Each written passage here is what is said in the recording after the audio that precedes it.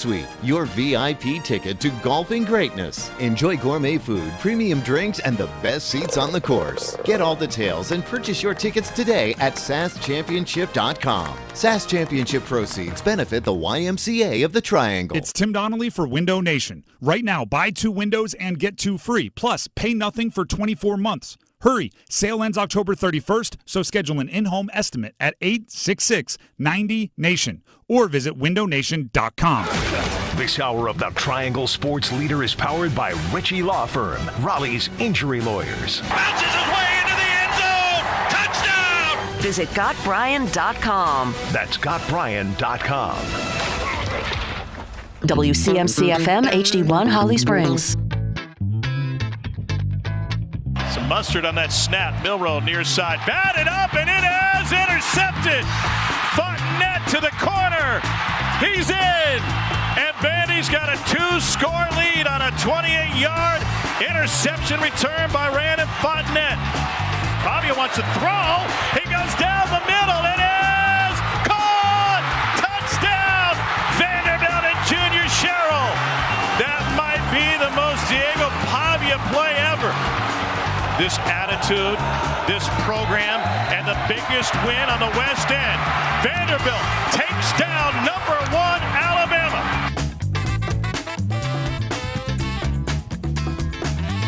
Yeah, we all saw that one coming. No, we did not. Hi, everyone. It's the Adam Gold Show. Victorious here. I am Adam Gold. Welcome to your Carolina Hurricanes game week. Yes. Silver lining. Silver lining. Oh, you're still in your feels from yesterday, huh? Oh, no. See, you have to go into those Panther games anticipating a loss. That way, if they win, surprise. There was a lot of things we anticipated about that game, and most, for me, and most, if not all of them, came true. Mm-hmm. We will, of course, discuss that, but it is for Hurricanes fans. It is, at the end of this week, the home opener. We're done with the friendlies. Mm-hmm. No more friendlies. No more fake hockey. The real thing starts on Friday. We've already had 2 NHL games played. Mm-hmm. Like bona fide NHL games. Yep. In Czechia, the Devils and Sabres opened up the season with a back-to-back in Prague, and the Devils won both of those games from Buffalo. Devils are said it before before we even got into the preseason. Devils have a great roster. Oh yeah, we're very familiar with some of it. Exactly. Brett Pesce, who's not yet healthy. Mm-hmm. Steph Nason scored the first goal of the NHL season. Of course. First real goal of the NHL season, about 8.5 minutes into the first period. Mm-hmm. But the Devils won 4-1 on Friday night, 3-1 on Saturday, and we will see them in the 3rd game of the regular season for the Hurricanes here at PNC Arena. I would say Brett Pesce is probably 50-50 to play in that game. We know he will get a video. I don't know if Steph Nason is going to get a video. He will certainly get a welcome. Sure. But Brett Pesce will get a video. And they should. Pesce was a great Hurricane. When we did our, and I guess we're still doing it, right? We're voting for the greatest Hurricane of all time. Yeah, the GOAT. Subscribe to the newsletter. Mm-hmm. Any of 99.9 The Fans' social media, accounts, if you will. You can find links to subscribe to the newsletter. You do that, and not only can you vote on the greatest Hurricane of all time, you also have a chance to win tickets, see the Canes and the Dallas Stars on November 25th. It'll be good. At Lenovo Center. But to me, when I was submitting my 16 greatest Hurricanes, I did not select Pesce in my 16, but when it came down to the last spot, he was definitely under consideration. Mm-hmm. So So it'll be. I'm sure it'll be emotional for him. He's a good dude. Oh yeah. Just like it was. Well, it would have been emotional for Brady Shea. That was a weird game last Wednesday. Yeah. When he was here, and he will not be. The Predators don't come here until like March 25th. So it's way towards the end of the season, probably the last 6 or 7 games of the regular season. It's a day after my birthday. Look at you. We'll celebrate it with Brady. Exactly. We'll see. I'll reach out to him, see right. if he can celebrate your birthday. We'll get a cake. Yeah. It'll be great. He'd do it because he's Yeah. He's just such a wonderful person. But so I'm excited for the start of the season. We'll talk a little bit about it today. Well, just a touch because things are happening. Are you ready? Yes. All right, let's do it. Not Hurricanes here. The other 36 to Carolina. 10. 36 to 10, right? Oh, yeah. I mean, it was poor all the way through, right? Yes. There was never anything good. Well, no, I shouldn't say that. Chuba Hubbard's touchdown run. That was great. Right. Turn your sets off. Turn them off. Defense couldn't stop the run. Couldn't locate DJ Moore.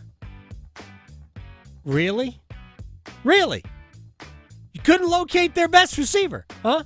Apparently not. Turned Caleb Williams back into the first overall pick. Remember, we had been talking, and I'm not saying that Jaden Daniels isn't going to be better than than Caleb Williams. I'm not saying that. But for most of the first 4 weeks of the season, Caleb Williams had been kind of train wrecky. Mm-hmm. You had. He didn't look like it yesterday. Nope. He looked like the real deal yesterday. Panthers also got hurt. A lot. Right? They had Yes. some guys go down. They got evacuated. Yeah.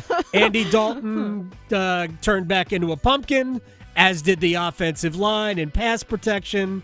My gosh, here's Dalton on what they didn't do. Put ourselves in too many long situations and made it tough on ourselves. And sometimes when you get in those, you have to check it down. You got to find a way to when you do throw the ball, in front of the sticks, you got to find ways to convert and different things. But we didn't do a good enough job today of that. No, 3 turnovers in the game. I had one pretty disturbing play that I saw. The most disturbing thing I saw, it was the first DJ Moore touchdown. And it's just a little crossing route. J.C. Horn was in coverage, and J.C., Moore is going across the field, and yes, there's traffic because it was a crossing route. I thought J.C. Horn didn't really do a lot to stay with the play. So, I mean, he continued with Moore, so we can't use the excuse, well, he was passing him off to somebody else. I just think there wasn't a lot of determination to stay with your man. And then, I don't know, this is going to sound crazy to me, but I kind of thought J.C. Horn gave up on the play. Like, that didn't have to be a touchdown. Once the completion happened, I mean, that could have been a pushed out of bounds by J.C. Horn at about the 8-yard line, but I don't think J.C.'s heart was in it. That was really disturbing to me. If you're going to be their best defensive player, you got to walk that. You got to be that. He said he was going to be the leader this season. He was going to step up, do all that. I'd like to see it. Well, maybe that's why their defense played that way the rest of the game. Yeah. It was no good. No. It was that particular play was no good from J.C. Horn. You can get beat. Heck, I accidentally watched some of the Jets and Vikings yesterday morning. Oh, wow. Sauce Gardner wasn't great. Yeah. But Sauce Gardner didn't quit on plays. Mm-mm. So that was if you think I'm being overly harsh, okay. But I've been told that J.C. Horn was all of that, even though we'd only seen him for about 39.4% of games entering this year. They guaranteed that he was one of those guys. Well, feel free. be one of those guys. And then he got ejected at the end of the game, which is irrelevant because it doesn't carry over. It's not like you get a red card and you're suspended for 3 games. Yeah. So very disappointing, I thought, from J.C. Horn, certainly on that particular play, but the Panthers overall. But silver lining? Can we say silver lining? Ooh. Bryce Young? What? Yeah, no. I thought about it. I actually was going to tweet, might we see Bryce Young here? But I don't know, because I also don't know what it means. But he did come on, played a series. Why did Dave Canales do it? Just saw it as an opportunity there. You know, we had a couple of injuries on the offensive line. And again, just like wanting to get him in there to just get some live reps. And he did a fantastic job, you know, playing with energy, extending plays, finding some completions down the field, which was all fantastic. So, you know, it's a hard situation, you know, but at that point, it was just like, okay, with just the different things happening on the offensive line, you know, it was something where I wanted to get Andy out of there and then just give Bryce an opportunity to just continue to put some good football on there while we had time. All right, I got questions about that explanation. He wanted to protect Andy. Right? Mm-hmm. What? Okay. Yeah. We don't want Andy to get hurt. By the way, just so we're all square here, not for one single second do I believe that they intend to go back to Bryce Young. As long as Andy Dalton plays well, he did not this week. But as long as Andy Dalton plays well enough to keep the Panthers looking like a functional professional offense, they will not go back to Bryce Young. If that was the intent all along, Dave Canales would have said it the day they decided to go to Andy Dalton. People can talk all day long about how Bryce needed to take a step back. Bryce is going to be fine. He may have a long career. He may ultimately be a starting quarterback in the NFL again. It won't be here unless something happens to Andy and Bryce comes in and reminds everybody why he was taken first overall last year. Other than that, there is zero intent because believe when they tell you that, when they don't tell you that it's about getting Bryce just relaxed and taking a step back. Right. They're telling you what they're doing. Mm-hmm. They're done. Whether it's upstairs or it's Dave Canales himself, they're telling you by what they're not saying. Anyway, is there a point where Dave Canales would go back to Bryce? You know, I think it's about just getting back to the basics, looking at this film, attacking the areas that we need to improve upon, and then just going to the next game and just getting that focus right back to work and capturing a great work week. Thank you. Yeah, I don't think he wanted Bryce as a quarterback. I think if he could have made that choice, a couple years ago, I don't think he would have gotten him. It's reading that completely. I said that when they made the decision to bench him. Yeah. Or actually, before they made the decision to bench him, that I'm not sure that Dave Canales wasn't trying to prove that Bryce couldn't play, as opposed to turn him into something that could. Yeah. I don't think that's crazy. He may not be his guy. Yeah. Canales could have seen this as an opportunity to become an NFL head coach, and he looked at the quarterback and goes, I don't think he's going to be it, so let's prove that he can't play by putting him in difficult situations, by not giving him easy calls and easy reads, and let him, if he swims, great. Yeah. But if he sinks, we move on. That I would not be shocked at all if that's the way it looked. All right, real quick about Bryce. I thought he did some good things, right? The first pass to Miles Sanders when he rolled out, when he escaped the pocket and threw a perfect pass down the field. That was a great throw. I do have a question about it, though. There wasn't pressure. Why did you escape the pocket? So when we talked about this in the preseason, that one drive, right, where they did something, there were a couple of occasions where there was no pressure, but Bryce still panicked. He still felt pressure. So on that particular play and one other, it bothered me that there's no pressure there. Why are you what? But he did make good throws on the run, no doubt about it. I thought the best completion was the simple cross to Coker, right? That ended up being a 15-yard gain. The pass was in stride. It came out quick. Beautiful. That was actually my favorite play that he had because it looked normal. It looked drop back, get rid of the ball. The pass that was knocked down, that was nearly intercepted, which we could say good defensive play. Maybe it wasn't to Coker. I'm trying to remember who it was to.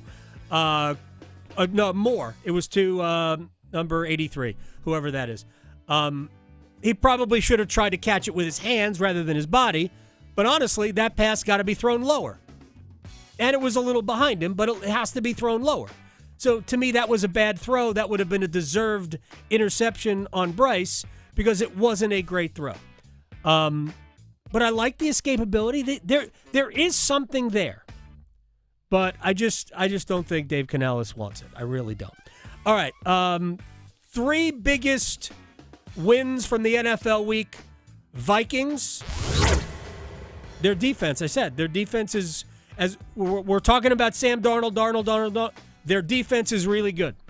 The Cowboys coming back and converting on 4th down at the goal line. Yeah, with 20 seconds left in the whole game. Tremendous. That whole drive was good for Dallas because it wasn't easy. Pittsburgh's got a good defense, but Dallas, they ran the ball effectively late, and the Ravens win over Cincinnati was just tremendous. Oh, yeah. 2 biggest losses that are confounding to me. One is the 49ers losing at home to the Cardinals. I don't know how you lose at home to the Cardinals. I don't know how you blow a double-digit fourth-quarter lead again. Yeah. And you've blown double-digit fourth-quarter leads to 2 bad football teams. Yeah. The Cardinals and the Rams. And the Bills' loss is not the problem. It's how they lost that is the problem. If I could take you back to the playoffs, however many years ago it was now, when Sean McDermott was allergic to understanding the clock. Right. Don't kick the ball through the end zone. Make the ball returnable so time runs off the clock. Didn't do that. Nope. Right? And you end up giving up a late field goal, and then you lose in overtime to Patrick Mahomes and the Kansas City Chiefs. And yesterday, I'm less put off based on what their mindset could have been by not taking 10 seconds off the clock after an intentional grounding. But when you get the ball and there's your own 3-yard line, I know the other team has 3 timeouts, but you have not moved the ball in the air at all. Why are you throwing the ball? Even if you make the Texans take all 3 of their timeouts, that's better when you don't get the first down. Mm-hmm. You were all the way in the 3-yard line. Did you really think with 30 seconds to go that without being able to throw the ball at all game that you were going to get the ball down the field? What a dope. What an absolute dope. And then Josh Allen got hurt in the game, so now that's... He's indestructible. Yeah. Well, so, hopefully. Those to me were the 2 biggest losses. All right. I'm just going to bring these things up, and we are going to address them, I promise. What are you doing, Wolfpack? What are you doing? Yeah. Wake was never going to be easy. I mean, for a lot of reasons. Those games typically are not. They're usually nutty. But when you lead 30-20 over a suboptimal Wake Forest team that doesn't really look like they can throw the ball down the field effectively, in the fourth quarter at home, I think you're expected to get that one across the finish line. And to give it up so easily, just disturbing. I mean, they cannot stop the run at all. They are helpless against the run. Grayson McCall's injury, obviously bad. I know what they said about, all the reports in the hospital were fine. But when you end last season with a severe concussion, like we should be having the same conversations about Grayson McCall that people are having about Tua Tagovailoa. Yeah. So, it's all about him being healthy. There is no other conversation. Grayson McCall being healthy. The game-ending interception from C.J. Bailey was honestly just a bad throw. He had somebody open right across. He just whizzed it right past him. It was a little high, a little wide. Maybe that's because he dropped his arm down to make the throw. I don't know. But that ended the game. I did not expect North Carolina to beat Pittsburgh. Not by any long shot did I expect that. 10-point loss at home, to me, this is what North Carolina is. I think it's going to be a really, really, really hard end of this season. I've been saying this now for a couple of weeks. 70 points by JMU. The loss to Duke after being 20-0 ahead. Halloween is how many weeks away now? Yeah, like I'll 3. bet. I would wager that we have an announcement that this is it before we get to Halloween. I just don't see a way forward for UNC and Mac Brown. I just don't. Duke could not get off the field at Georgia Tech. No, it was literally 2-1 time of possession. It was 39 minutes and 30 seconds to 20 minutes and 30 seconds. Georgia Tech had 245 yards rushing. I think there were some plays that Duke left on the field that might have led to more points. But Georgia Tech was the better team for 60 minutes. Credit. I mean, absolute credit. Georgia Tech's a good team. And I think Duke's a good team too. Yeah. But it's going to be tough. It was, Duke had opportunities. I thought the offensive pass interference on Jordan Moore was a joke. But I understand that there was a defensive pass interference on Georgia Tech earlier in the game that also appeared to be a joke. So maybe they cancel each other out. Miami. Oh, man, 25 points down in the fourth quarter at Cal and come back to win it. Good for you. Clemson played with their foot a little bit at Florida State. Had a couple of kicks blocked, but Clemson was easily the gold medalist in that game. Talk about a disaster, FSU. They're 1-5, and actually I wrote this down. They've got a road trip to Duke, home against I'm trying to think who else they have. They're at Notre Dame. They're home against Florida. They've got 4 losable games, very losable games left, and they're 1-5. Mm-hmm.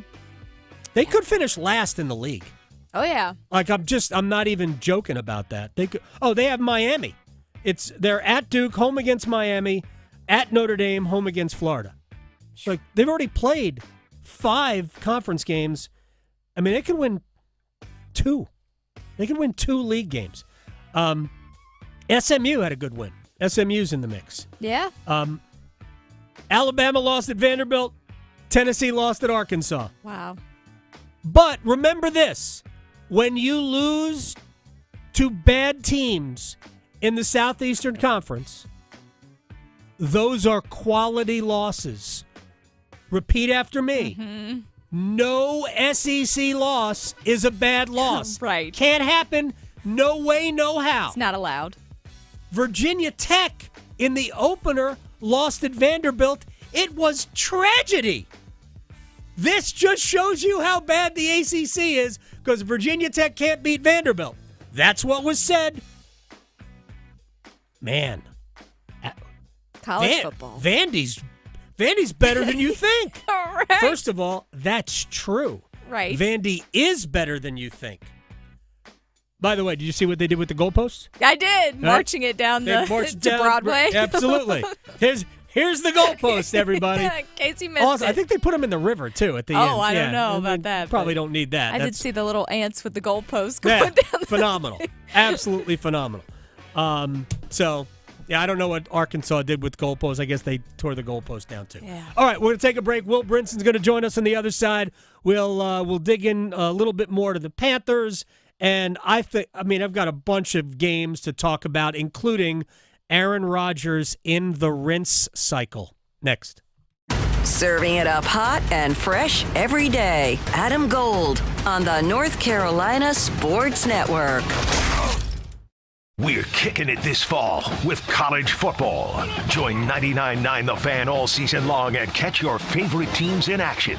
The ACC, the SEC, and every conference that matters. You'll find the best matchups here. The Blue Devils up 21-20, and they got their arms reaching for that bell.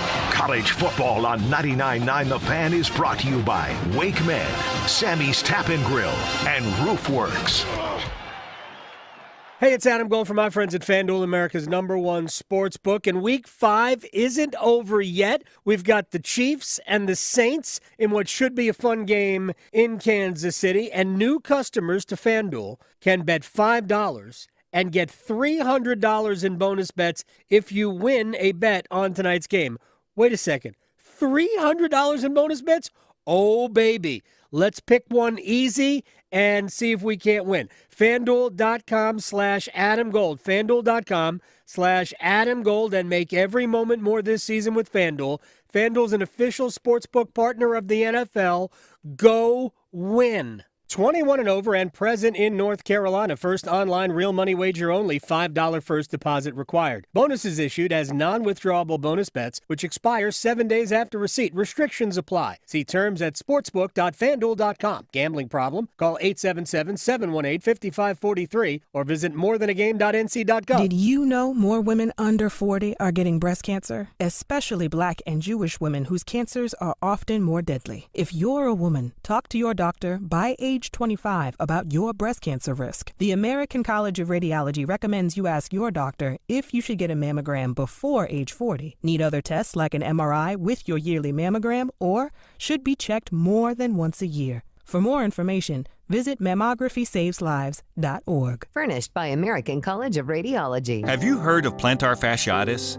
Hi, it's Jonathan Cotton with the Good Feet Store. Imagine jumping off the back of a pickup truck onto some rocks. That's what it felt like when I was suffering from plantar fasciitis. After searching and trying so many other products, I finally found relief with Good Feet Arch Supports, and they still keep me running today. Now I get to help others who are struggling with plantar fasciitis to live their life pain-free. Here's another customer sharing their Good Feet story. Plantar fasciitis feels like pointed, sharp pain. It just hurts all the time. It feels like your foot is squeezing on itself. When I drove past the Good Feet store, I thought, I'm just gonna stop in. They wanted to make sure that they gave me the right arch support that were personally fitted just for me. Then it was like, okay, this is something special. These make a difference. The Good Feet store is in Raleigh, Chapel Hill, Fayetteville, and other locations across North Carolina.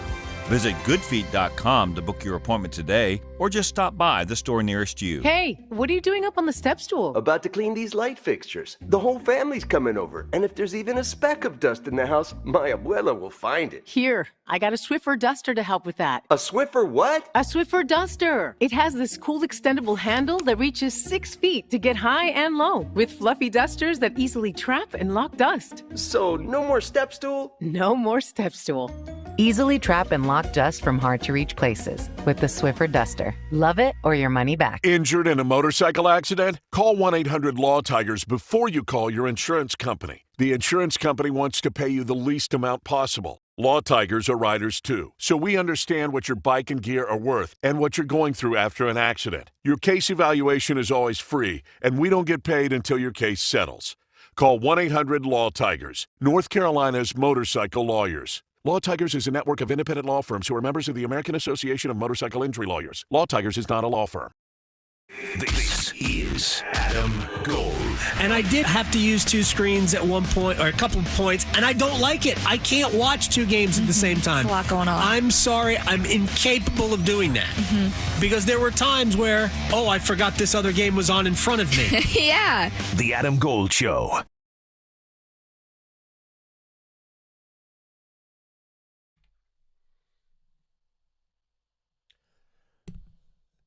It's the Adam Gold Show. I am Adam Gold. Victoria producing the program. It is that time. We sort the Sunday pile with Will Brinson, senior NFL writer, CBSSports.com. He'll be on TV a little bit later on today, or at least online TV. We'll let him tell you exactly where and when that you can see him. Before we get out of here, Panthers, I mean, we kind of expected it. I think my biggest surprise in the game, Will, was that they had a hard time locating DJ Moore. You would have thought they would have recognized number 2. Yeah, it was a prime setup for my favorite thing in the entire world, the revenge game, and DJ Moore got it, Adam. I think the thing with Carolina is at this point, you can't. But they probably have. I mean, they definitely have a bottom 5 defense. The Rams have been pretty bad. They were a little better yesterday, but I mean, Carolina's defense, just because of one, you have the trade this offseason where you deal with Brian Burns. Then Derek Brown gets hurt.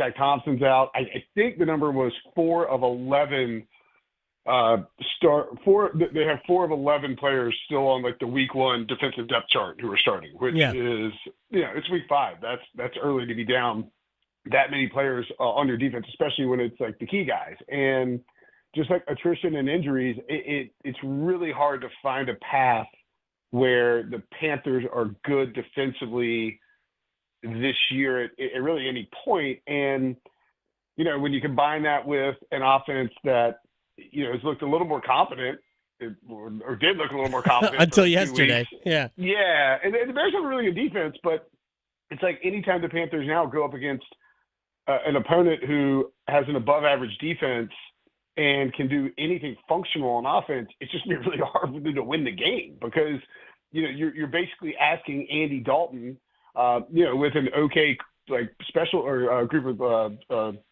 skill position guys to carry the team. And I mean, things got so bad. Bryce Young came back out. I mean, that was like, we knew in 2 steps. We just didn't think it would be that quickly. I don't know. It's not, I mean, like to me, I mean, the bigger, I wrote about this for CBS, but I didn't touch on the Panthers just because Caleb Williams is the bigger story. I thought he looked really, really good. Showed some great in-pocket movement. Used his athleticism when he needed to. The second touchdown to DJ Moore was an absolute dime, where he worked through his progressions. And good on the Panthers for helping to showcase one of the young stars in the NFL. All right, so since you said showcased his athleticism, can I just say Lamar Jackson?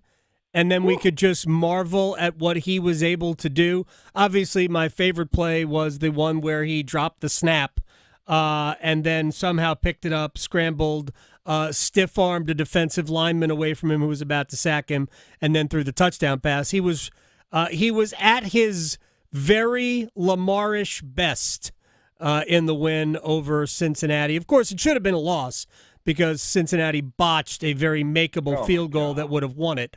But it wasn't a loss. On Cincinnati, you lose an OT, you get the Lamar turnover to set things up. Joe Burrow at that point is 30 of 39 for 392 yards and 5 touchdowns. He's having, borderline career game. He looks like the Joe Burrow, pre-wrist injury, the guy that, who's the number 1 overall pick, who has been an MVP candidate, top 5 quarterback in the league, and you run the ball 3 times with Chase Brown and set yourself up for a mid. And I get it, the kickers make these 50-yard field goals, but like Baltimore's not stopping you. T. Higgins and Jamar Chase have combined for 19 catches, 276 receiving yards and 4 touchdowns. I don't know. Maybe let your stars win the game for you and get it's outrageous to be that conservative in that spot, especially when you're 1-3. You're at home playing, one of your biggest divisional rivals who is, they're 2-2, and it's a massive game. And so I just it's hard to fathom how you could possibly be that conservative in that spot. Like Lamar was, and they paid the price. I mean, Derrick Henry immediately 51-yard carry down inside the red zone, chip shot for Justin Tucker. But Lamar was incredible. He, 26 of 42, 348, 4 touchdowns, no picks. I mean, that's a pretty good day at the office. Ran the ball when he had to, and like you said, that one play you can count on one hand how many humans can pull that play off at any point in like the last 10 years.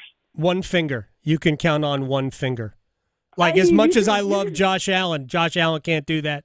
Patrick Mahomes can't do that. Lamar Jackson is the only player who can do that. Well, Lamar versus Jaden Daniels next week is a fun one. I believe, and I'm not like saying this. This is what I read this. I wasn't told this or anything. I don't want to get in trouble. But NBC attempted to flex that game, which is great. Like the idea of flexing the Commanders into Sunday Night Football, is a crazy idea. In week 6. In week 6, right? And CBS said no and protected the game to keep it in the 1 o'clock window, I believe, for which I would presume is going to be the Nance Romo game. Look, I was going to get to the Commandos in a bit, but what they are doing with an obviously flawed roster, right? Yeah. They don't have a great offensive line. They don't have a great defense. They have some good pieces on defense, but they are, whether it's inspiration from Dan Quinn or, brilliant play calling from Cliff Kingsbury.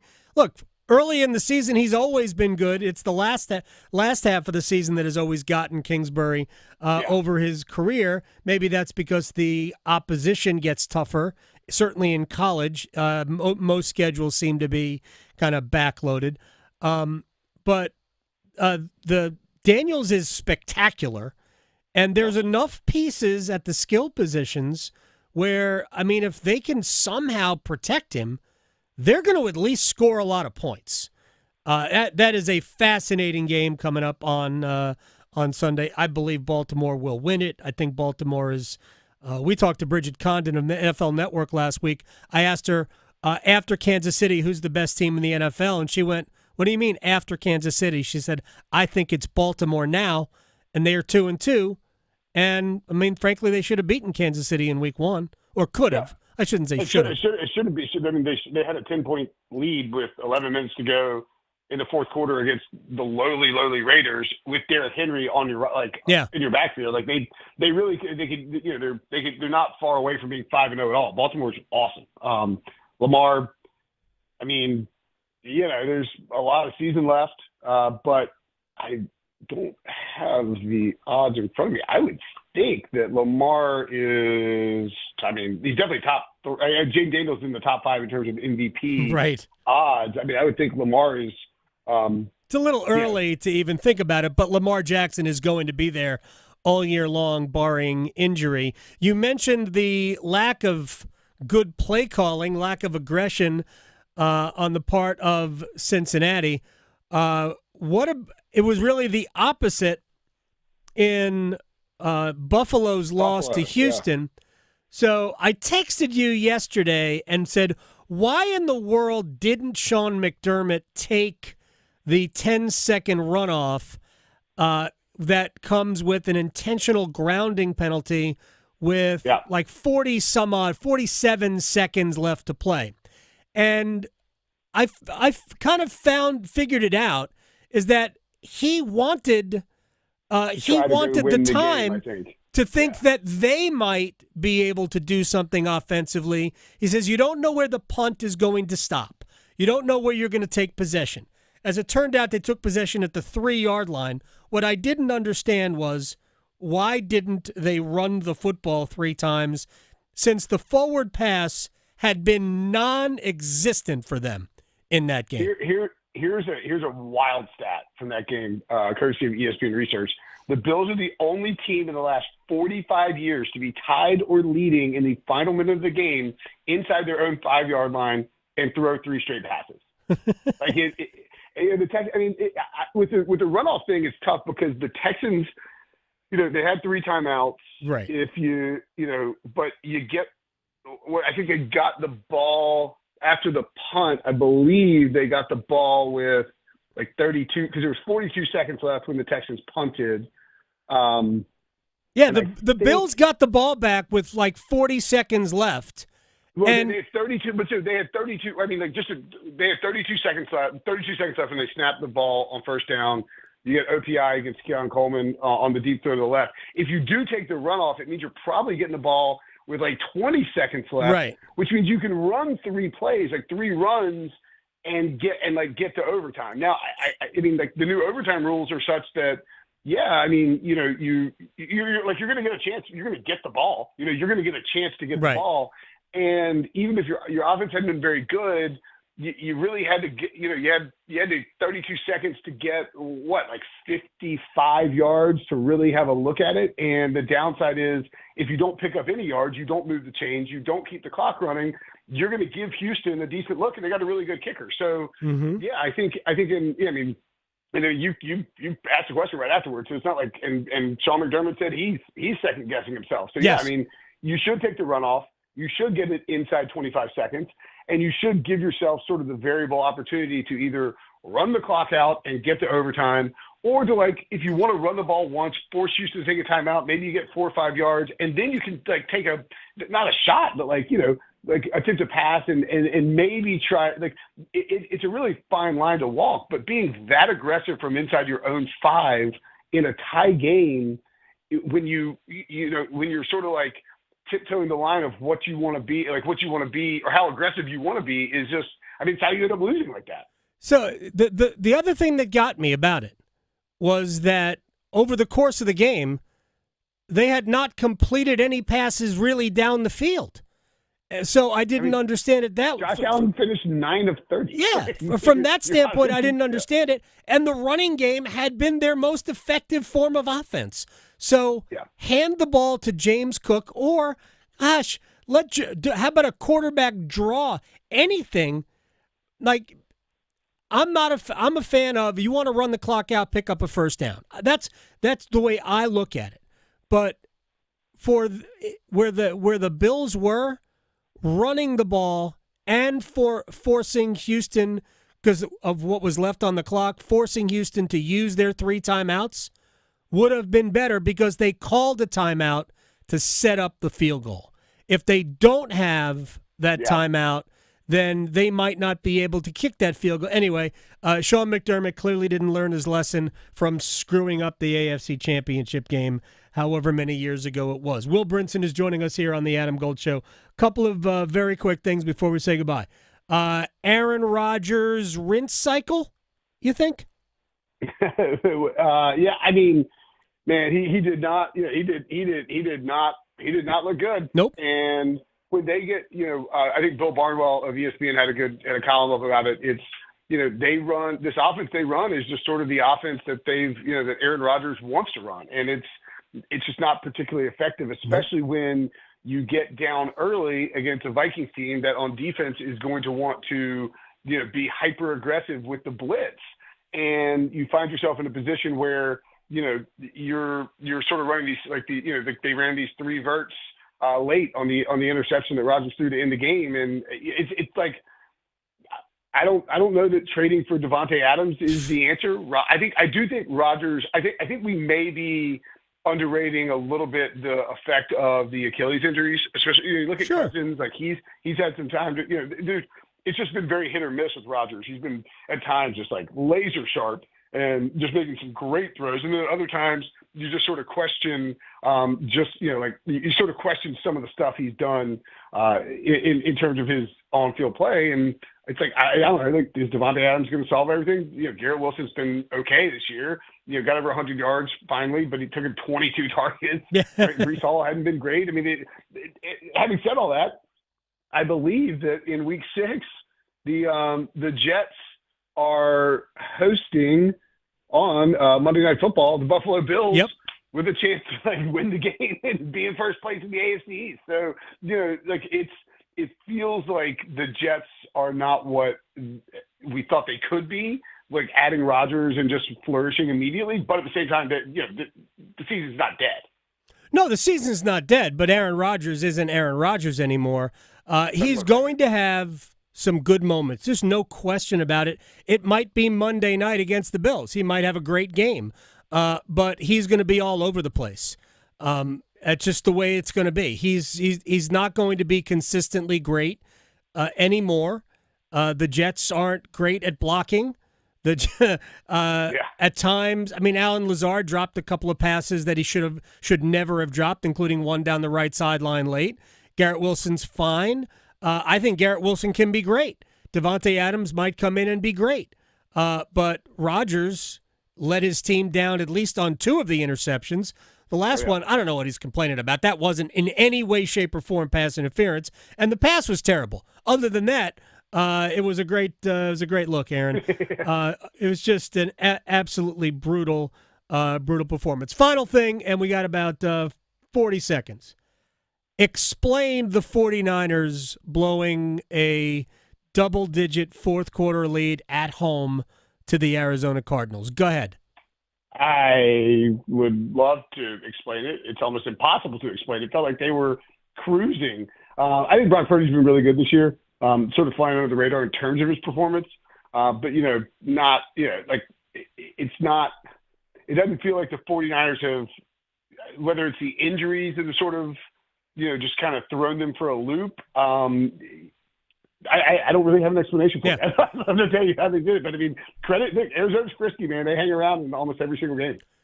Second time they blew a double-digit lead in a division game to a bad team. Rams the first one, Cardinals the second one. And the 6th time under Kyle Shanahan, they had a double-digit fourth-quarter lead, including playoffs, and did not win. I don't know if Kyle Shanahan needs to do a little in-the-mirror searching, but that is unbelievable. That is the most of any head coach across the NFL. Will Brinson, senior NFL writer, CBSSports.com, at Will Brinson. Where can we watch you on video later?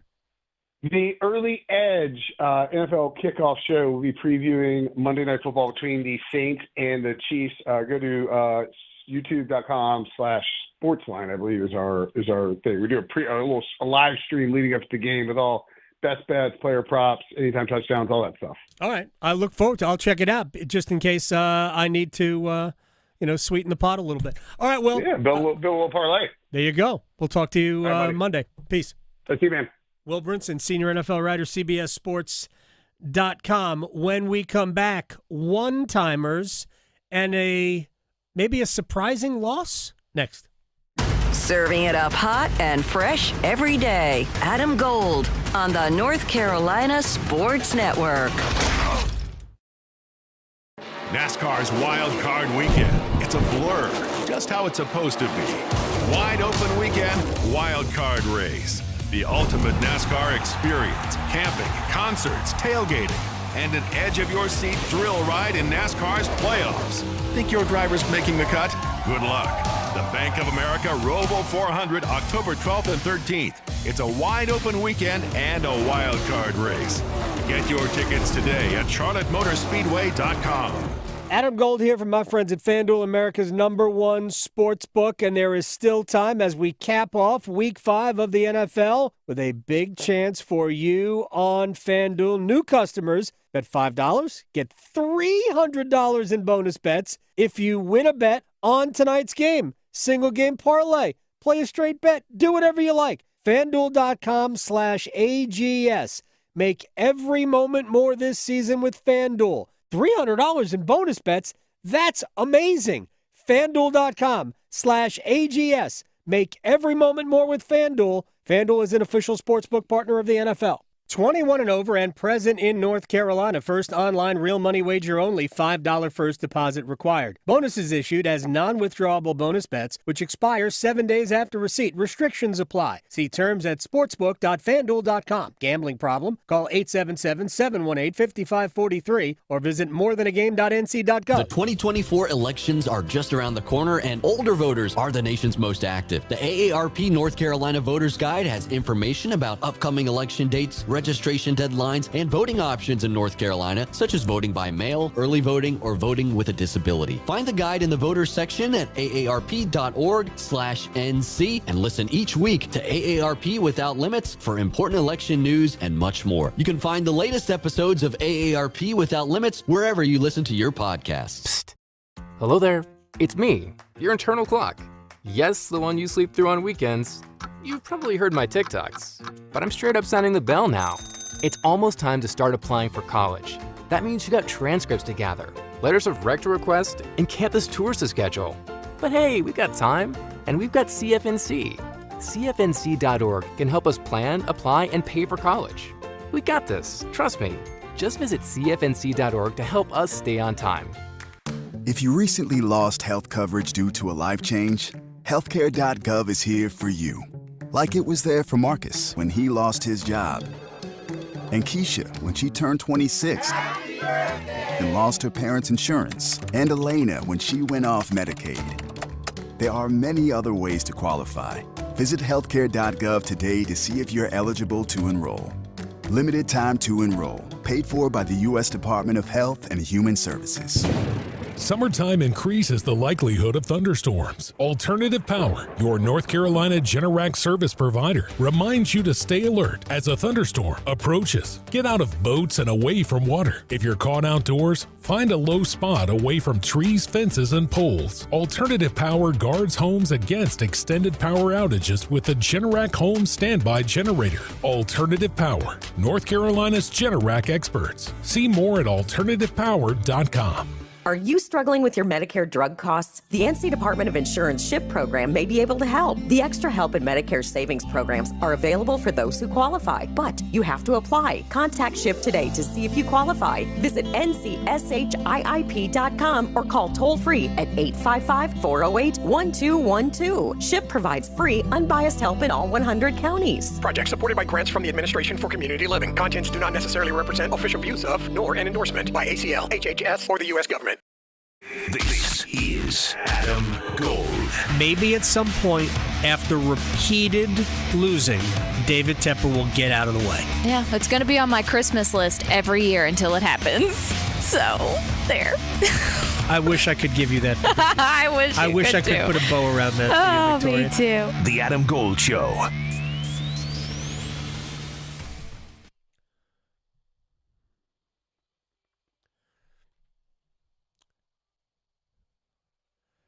It's the Adam Gold Show. I am Adam Gold. Interesting that you're bumping back with Taylor Swift here, because yesterday I was watching the Dodgers and the Padres, and the Dodgers and Padres had some harsh words for each other. Oh, yes. I guess it was about the eighth inning, and Fox went to break with Taylor Swift's Bad Blood. And I thought that was awesome. Yes. Right? They didn't say anything about it. They just bumped going to break. And I thought, that's fantastic. All right. There is an issue with a loss that I did not expect. We're going to get to that in a little bit. First, before we do one-timers, I saw this earlier. I meant to bring it up, but I haven't until just now. Thanks to David and Nicole Tepper, Bank of America Stadium in Charlotte will host Luke Combs, Eric Church, Billy Strings, and James Taylor, plus other artists, October 26th in a benefit concert for the people of the mountains of North Carolina. Well, it's very nice of them. Well, he did invent music. He did. Did invent the concert, the outdoor concert. Marty Smith of ESPN and Caleb Presley of Barstool Sports will host the event. But October 26th, Bank of America Stadium, Combs, Church, Strings, JT, very cool. Concertforcarolina.com for tickets. Okay. Tickets will go on sale Thursday at 10 o'clock. Nice. So it should be a good show. All right, one-timers.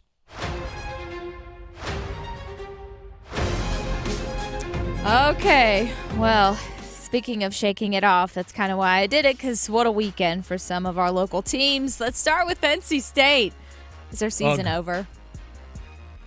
In terms of, like, accomplishing anything, yeah. Yeah, I mean, you can't lose at home to Wake Forest. Sorry. No. It's very disappointing. The defense is tragic. Yeah. Oh, yeah, it's been bad. Yeah. Well, moving on to, I guess, the next disaster. Yeah. Is there a world where you could ever see Mac Brown still being the coach next season? No.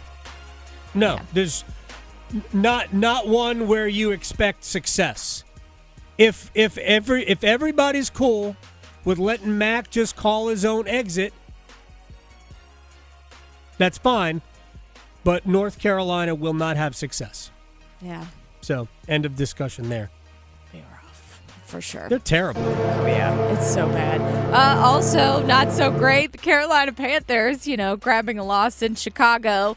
Also grabbed a few new injuries on the board. So with an already kind of gloomy season, are we basically just doomed for the rest of it? Well, I mean, I understand that the nature of the NFL is, hey, man, you win a couple of games here, all of a sudden you got a chance. It baffled me after one win over the Raiders and the offense looking like competent in who did they lose to last week? Cincinnati. Mm-hmm. The offense looked competent. They did. It amazed me that anybody would go, you win this. Oh, they could, no. Max. They're a 4-win team. Max. The defense is horrific. So, no. Yeah. No, it was at best they're a 4-win team. At best, for sure. Yeah. Sticking with them for at least one more question. So was there anything positive you saw from that game yesterday? Anything? No, because I don't even know what importance to put on Bryce Young's cameo at the end when the Bears aren't really, they pressured him, but that was because the Panthers couldn't block. So, no, there were zero positives in the game. All right, and last but not least, a quick one. So tonight the Chiefs are going to take on the other NFC South Saints. So do you see a world where the Chiefs play with their food and the Saints come out with a win here? I don't think it's the Chiefs playing with their food. I think no Rashee Rice. We haven't seen Worthy look like a real bona fide number one receiver. It's going to be a close game. Raleigh to Boone, Charlotte to Chapel Hill. Your Carolina is covered. Adam Gold on the North Carolina Sports Network. Football is on the menu tonight. Showtime, prime time. And we're dishing up a clash of conferences. Hot dog, man. It's New Orleans and Kansas City. Dominate on 3, 1, 2, 3, dominate. Pregame starts at 7:30. Kickoff at 8:15. Put up or shut up time. The NFL on 99.9 The Fan is brought to you by Wake Med. Here we go. 99.9 The Fan, the Triangle Sports leader. Monday night, you gotta feel it. Everywhere you look, things are getting more expensive. So at Consumer Cellular, we're lowering the price for those 50 and up. Now you can get unlimited talk, text, and data for $30 a line when you buy 2. That's just $60 a month for 2 unlimited lines. So if you're 50 and up, make the switch and save. Come on, you've earned this.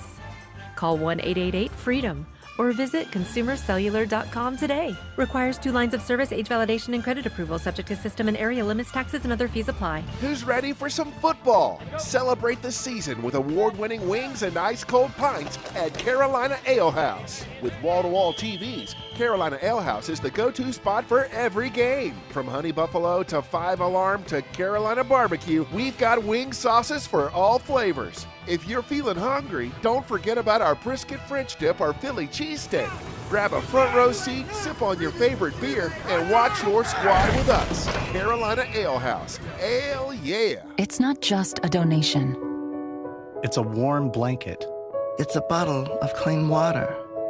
It's a roof and a bed. It's knowing someone cares. It's feeling safe. You said today that's better than yesterday. Every dollar you can spare helps so much more than you can imagine.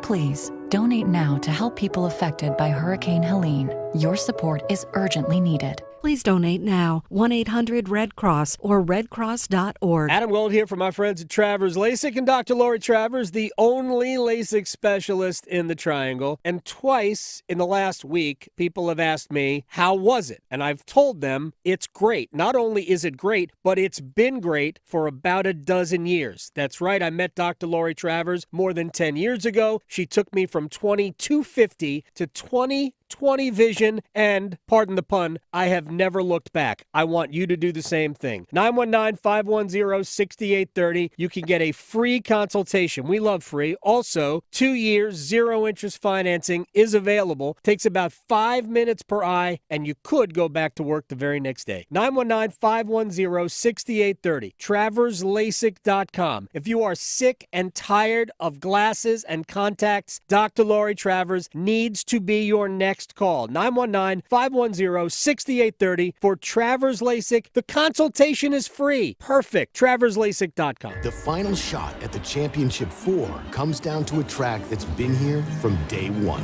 Martinsville. NASCAR Playoffs weekend at Martinsville Speedway. November 1st through the 3rd. Get your tickets now at martinsvillespeedway.com. I spray and scrub, but the soap scum in my bathtub is still there. I spray and scrub, but the burnt sauce on my stovetop sticks around. Sprays can leave grime behind, but Mr. Clean Ultra Foamy Magic Eraser combines the scrubbing power of an eraser with the cleaning power of Dawn to melt away tough messes on contact. Just wet, squeeze, and erase. Stop spraying, start erasing, and clean with more magic than ever with Ultra Foamy Magic Eraser. Mr. Clean, Mr. Clean. This hour of the Triangle Sports Leader is powered by Ritchie Law Firm, North Carolina's injury lawyers. Visit GotBrian.com. That's GotBrian.com. WCMC HD1 Holly Springs. Take us with you on radio, web, app, Alexa, and YouTube. 99.9 The Fan, the Triangle Sports Leader. Henry the back in an I formation behind Ricard. They pitch it left. Henry running through a hole. Turns the corner. Down the sideline. 30, 20, cut back. 10. Finally caught at the 6-yard line. Derrick Henry. 52 yards here in overtime. Snap, spot down. The kick is up. It is perfect. Into the net. Justin Tucker with the overtime winner. And the Ravens beat the Bengals here in Cincinnati. 41-38. A classic in the AFC North goes to the Ravens. Very Big 12 like this game. Wild, wild finish. And appropriate that we come out of the break with that highlight because the Washington Commanders are going to have to deal with Derrick Henry and one of the best rushing attacks in the NFL. Chick Hernandez, WUSA TV in D.C., my friend who covers the Commanders, joins us on the Adam Gold Show. 4-1, leading the NFC East. If I had told you this was about to happen after the loss at Tampa to start the season, you would have said what? I would have said, I'm surprised you're still doing the same things you're doing in college. By that, I mean... I know what you mean. And I know what you mean by that. I'm not going to answer that.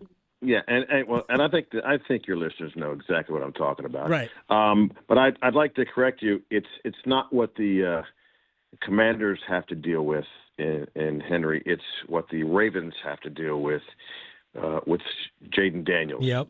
Because it is, look, I have covered this team for 3 decades, and I don't. With Robert Griffin III, I won't call him by his stupid nickname. He was a track star in a football uniform.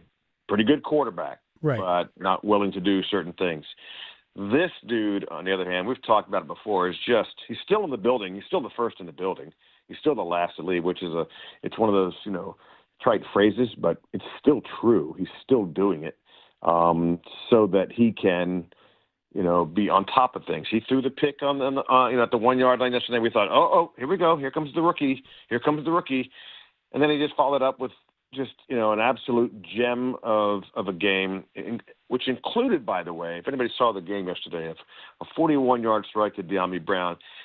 Jaden had run out of bounds on the play before and literally saw something in the defense and what they were doing. And as he came back from the sideline, ran by Cliff Kingsbury and said, call it. Call the certain play. Call it. We need to call that play. They got in the huddle. They called the play. He throws an absolute dime to De'Ami Brown. So this guy is cerebrally, I can't say the word, cerebrally, there it is, better than a lot of guys, rookie and veterans. And no, I could not have predicted it one bit after the Tampa Bay game, but I didn't also predict that this defense would start to, the last two games they've played some really stellar defense. 7 sacks yesterday, yes, against the Browns team, and a Deshaun Watson who's absolutely given up on his squad, but it's still they executed, and I'm just I'm not a fan of the franchise when I was growing up, but I root for the guys that I cover individually. I mean, I want them to do well,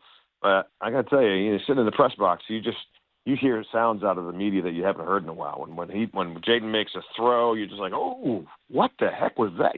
That kind of stuff's happening right now. It's fun. It's a lot of fun. Yeah, and he seems to have the personality that captivates Washington fans. I related the story last week. I forget how it came up, but I mean, you and I went to the University of Maryland at the same time, and I remember this is back before we had 76 channels, and how every over-the-air network, including what was then called, I believe, Home Team Sports, every day had at least one show dedicated to the football team. At least one. There were like 15 shows on during the week. Playbook, Showdown, whatever it was. We had a different name. Sideline. All of it. Yeah. For all of it. Shouts to Tom Davis, our old friend and colleague from radio days. So Tom Davis. Exactly. So this group has we can minimize it was just Cleveland. Cleveland is whether Deshaun Watson has given up or the team or he's just bad. He's been bad since he's played for Cleveland, and they've had better teams around him. But Arizona, they're not good. Yeah, but I thought the Arizona game, coming off the win over Cincinnati, I thought the Arizona game was the trap game. I thought that's where we'll find out if Washington is legit or not, and they appear to be legit. It's, I thought the same thing. I thought, okay, short work week, although it wasn't really short. I just like the team, I went straight from Cincinnati to Arizona, and it felt like I'd been there 2 weeks because of the heat and everything else. Yeah. I mean, it was 114 degrees the day before the game. Dry heat, though, Chick. And some idiot played golf in it. I'm not sure who it was. So, but I thought the same thing, and I sit back and I watch the squad and I go, okay, well let's see what they got. There hasn't, as I told the guys last night in my questioning, there's never been they haven't flinched. They just haven't flinched, right? And historically, this franchise over the last 2 decades has played down to competition. So you thought, okay, well, Cleveland's going to come in here and we'll see what's going on. And I thought, okay, the first interception, like I said, it's like, uh-oh. But then it was just like that was just a blip on the radar screen. I mean, these dudes it's this ridiculous stat. It's now 3 rushing touchdowns in 3 straight games. Never been done in this franchise's history. A history which includes a guy named John Riggins, Ernest Biner, Larry Brown, all these guys. It's just I'm stunned that that's a thing. And so they're using everybody. Terry McLaurin's now been let free after this is the 9th quarterback he's caught a touchdown from, but you can see the glee in his face. And I mean, the first pass, the 66-yarder, was a broken play that, as soon as it breaks, Terry's going deep, and this guy's dropping balls in the bucket. It's like, come on, man. It's a lot of fun to cover. They are a different squad, and to a man, they all credit in that locker room, even yesterday, Dan Quinn, and said the culture that he has brought to this team is something they have not been a part of with this franchise, and a lot of guys who came from other franchises said, never seen this before, haven't been a part of this. Terry McLaurin yesterday, almost his initial comments were not about him and his another 100-yard performance. It was about, I'm so happy for De'Ami Brown because I know his journey. I know his journey and what he's been through, and to be able to catch that touchdown pass. And then I asked De'Ami about it, and he's talking about Terry. Like, that's my guy. That's the guy that I've looked up to, and to have him talk about me that way and other guys. So it's we're 5 games in. I get it, but you're atop the NFC East, and if you're, I don't know what time you start talking about playoffs, but let's bring Jim Moore in real quick and start talking about it. Yeah, well, I mean, this week at Baltimore is going to be like one of those, midterm exam. It's not really the middle of the term yet, but it's going to be one of those litmus tests. And then, I mean, no coach will ever look past what they've got right in front of him. But Carolina and Chicago both in Washington, a trip up to New Jersey to play the Giants, who, frankly, I don't know what to make of them. I don't think they're good, but they just went to Seattle and won.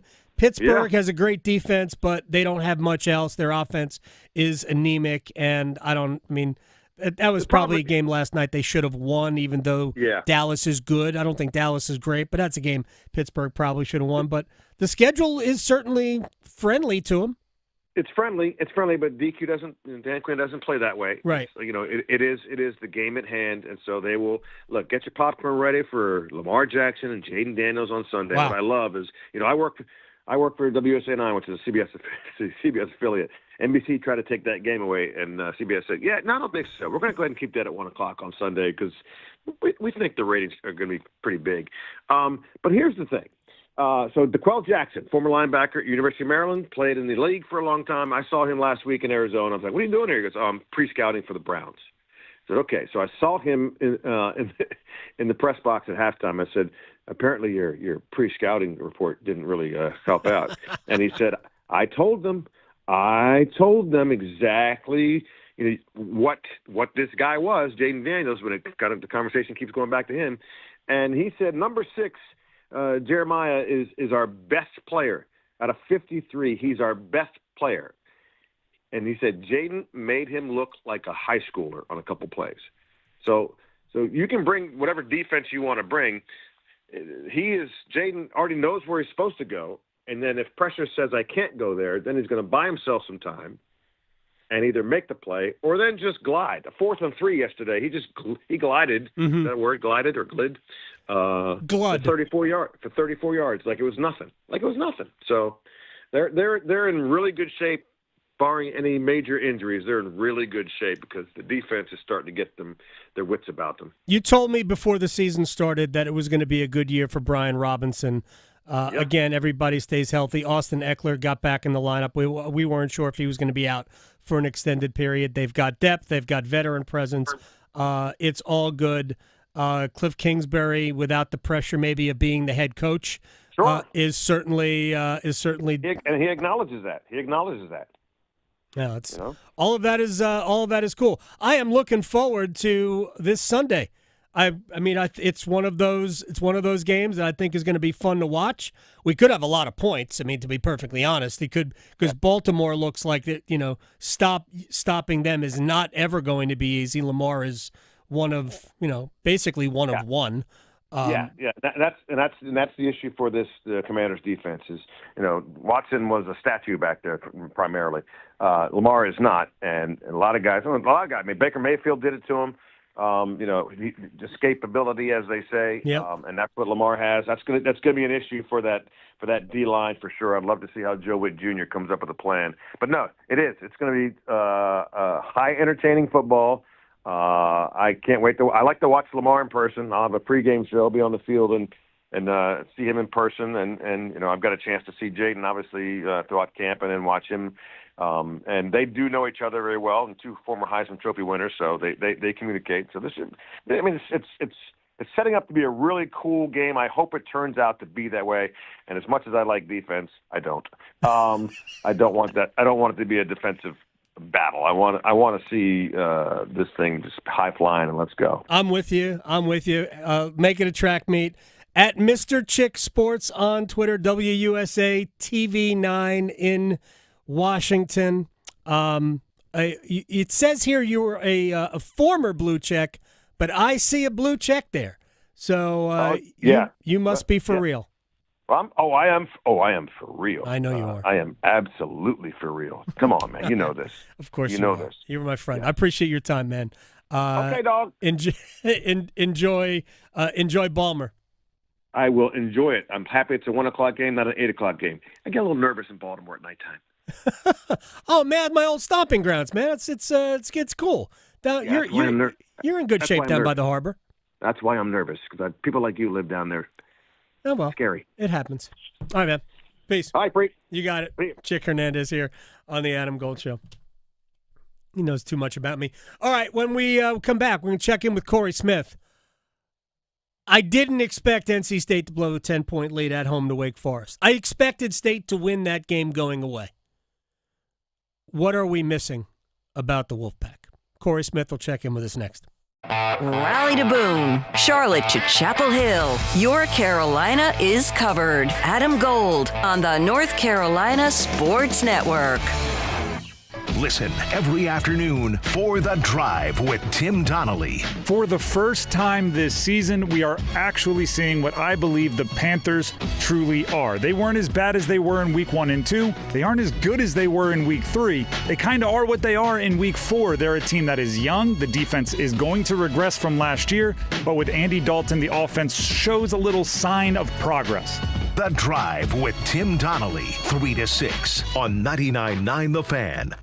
Adam Gold from our friends at FanDuel, America's #1 sports book. Week 5 is not over in the NFL. Chiefs hosting the Saints. We've also got 2 baseball playoff games, so we have options. Pick an easy winner for new customers. Bet $5, win that bet, and get $300 in bonus bets if you win it. $300 in bonus bets. Think of the possibilities. FanDuel.com/Adam Gold. FanDuel.com/Adam Gold. Make every moment more this season with FanDuel. Alvin Kamara -110. Anytime touchdown, that could be it. FanDuel is an official sportsbook partner of the NFL. 21 and over and present in North Carolina. First online real money wager only. $5 first deposit required. Bonuses issued as non-withdrawable bonus bets, which expire 7 days after receipt. Restrictions apply. See terms at sportsbook.fanduel.com. Gambling problem? Call 877-718-5543 or visit morethanagame.nc.gov. It's bow time.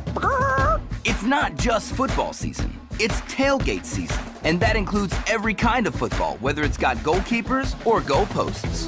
The kick is good! Because it doesn't matter where or how you tailgate. When you've got crispy chicken and fluffy buttermilk biscuits from Bojangles, your tailgate is better than great, it's legendary. Head to Bojangles and order your tailgate box with boldly seasoned chicken, fixins, biscuits, and legendary iced tea today. It's bow time. Planning a tailgate? Then it's bow time. Bojangles has everything you need for the perfect tailgate, no matter how many fans you're trying to feed. There's the original tailgate, the super tailgate, and for a really big crowd, the jumbo tailgate special. And if you like your chicken off the bone, choose the Supreme's tailgate special that includes 12 perfectly seasoned tenderloin fillets. So grab the tickets, get that Bojangles tailgate special, and go. It's bow time.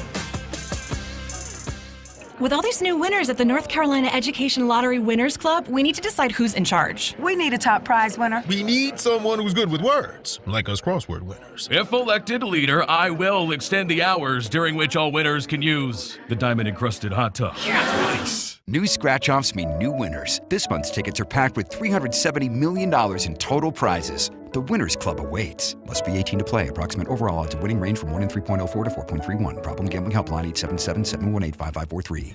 Meet Cheryl. Hey. She's on vacation and lost in the moment. Unfortunately, so is her Chase debit card. It's gotta be somewhere. Maybe she lost it at salsa night. These skirts should have pockets. Or maybe she lost it at Pilates.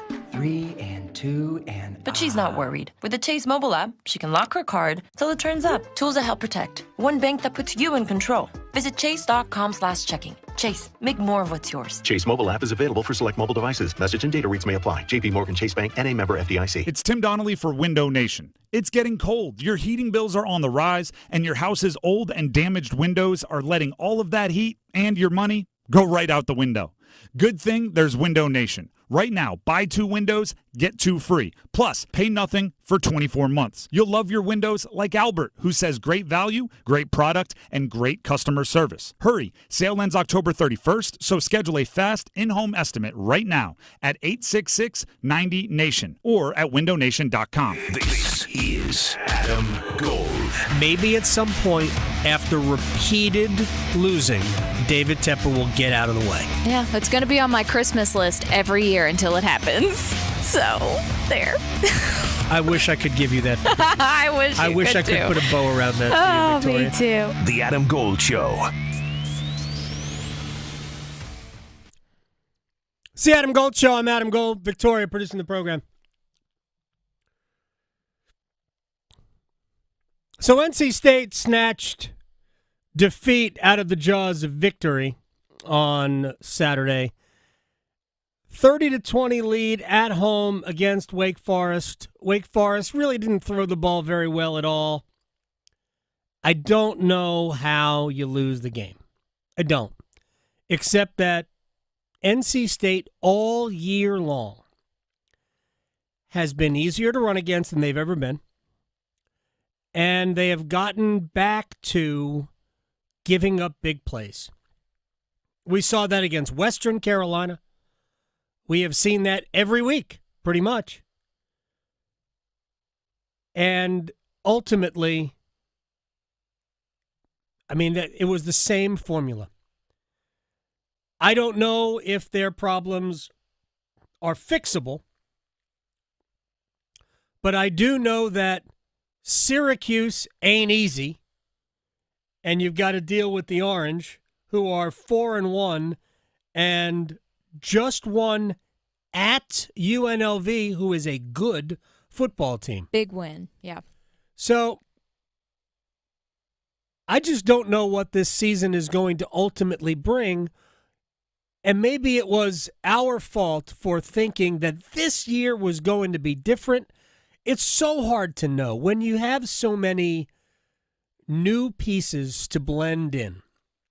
When the transfer portal is such a big part of what you do, and it is everywhere. So this is not, I am not knocking what NC State did. But when the transfer portal is such a big part,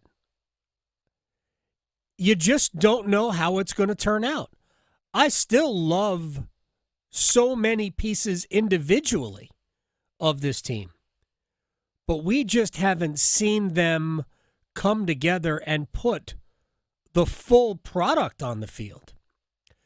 We had heard all week that C.J. Bailey was going to start. He was going to start. He was going to start. Grayson McCall starts. Grayson McCall got hurt. That's awful. I hope only that he's healthy and that he suffers no long-term effects from what looked to be another pretty significant injury to his head. Concussion ended his season last year. But the problems for NC State aren't really on the offensive side. I mean, it ain't great. The real problems for the Wolfpack are on the defensive side of the ball. A place where we didn't think that was going to be the case this year. Tony Gibson, great defensive coordinator, which, by the way, hasn't changed. But something isn't working. They cannot stop the run. There were times where I thought State did well to hold Wake Forest to like a 6-yard gain. Like the first time Claiborne met resistance was 4 or 5 yards across the line of scrimmage. It was getting to that point. Joining us to talk about it from Pack Pride, the one and only Cory Smith, at @Cory Smith on Twitter. What has concerned you the most about NC State through, what is this now, 6 weeks, 5 weeks? 6 weeks, 5 weeks. I don't know how many weeks. Too many weeks. Yeah, I would say, first of all, both sides of the football when it comes to the running game, just the inability to really get a ground game going to be able to help, what has been for the most part a young quarterback. I think Kendrick Raphael has looked like the better, running back here recently. But, the expectations coming into the year were the fact that you would have, Jordan Waters be the lead back and he'd be able to carry this offense. And, they haven't been able to get the ball down the field because of the run blocking, as far as things are concerned there. And then, on the other side of the football, I don't know if it's just the stopping the run or if it's the missed tackles that are the most alarming for me.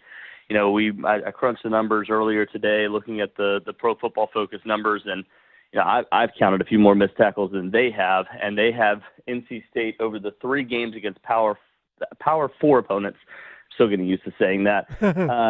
28 missed tackles in those 3 games combined, 10 against Tennessee, 10 against Clemson, and then 8 in the most recent game against Wake Forest. And a lot of those, obviously, Damon Claiborne, shout out to him. Great game for him. But, man, for NC State, that's what they prided themselves on, is being able to stop the run. And whether it's just schematically something going different right now with the linebacker play in this 3-3-5 system, or just not being able to get stops at the point of attack, at the line of scrimmage, it's just, it's not there for NC State right now on either side of the football when it comes to running the football or stopping the run as well.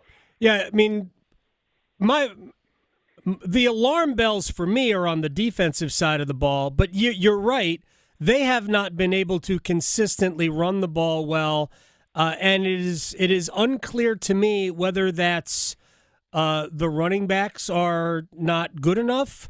As good as Jordan Waters was last year, he has not been for NC State. I agree. I'm not sure that Jordan Waters isn't NC State's 3rd best running back. Hollywood Smothers wasn't available this past week, but I've seen more burst from him and Raphael than we have from Waters. I'm not saying that the holes are there and they're just not getting through. I think it's just a combination of all of it. How much is it possibly that there's been so many additions through the portal that it's still about, at some level, chemistry and learning each other?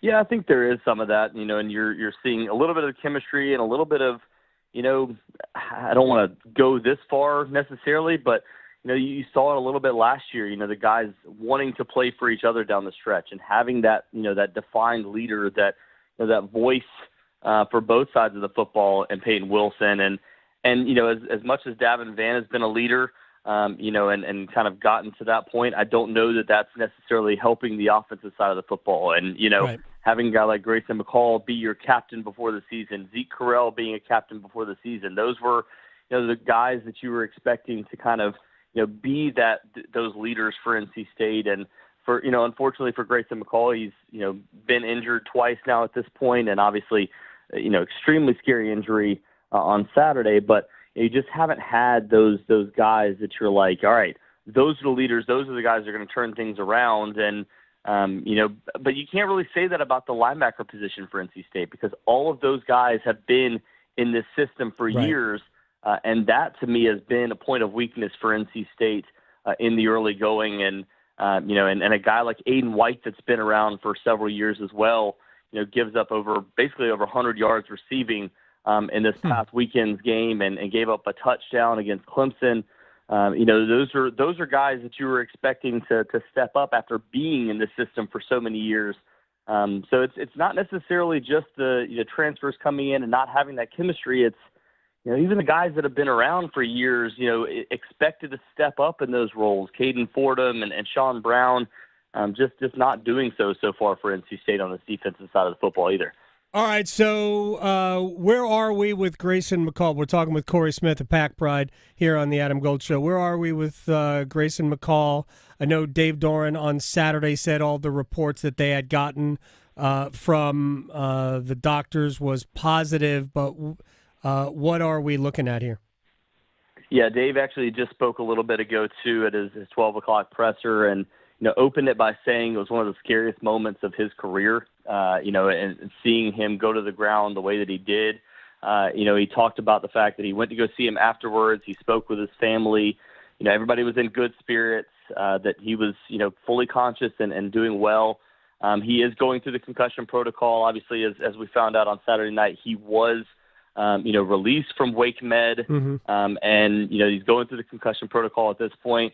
One of the more surprising things, if you're looking for, an update on where his condition is, he didn't necessarily have that, but he did mention the fact that, he's not necessarily ruled out for the remainder of the season. And I think a lot of people, if you saw that take place, with only 6 games remaining and 8 weeks total remaining, you probably thought to yourself, like, there's no way that guy's coming back and going to play another snap of football. Especially given the history that he's gone through, had a scary injury last year against Coastal as well. playing for Coastal as Right. well.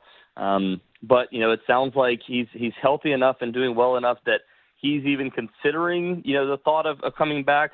Whether or not he will or not, given his injury history and given where NC State is, at that point when he's ready to come back, remains to be seen. But that is at least a positive update on where things stand for him now at this point. Well, from my own personal standpoint, the fact that it would even be a consideration for him to come back is a positive in just a long-term health view of it, right? Exactly. If it were me, I would say get yourself a headset and be an assistant coach, because I'm terrified of that.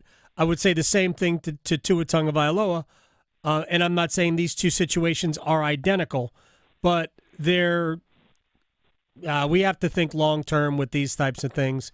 I hope that everything is okay with Grayson. Let me ask you about CJ, because I think there have been times where CJ has looked really good.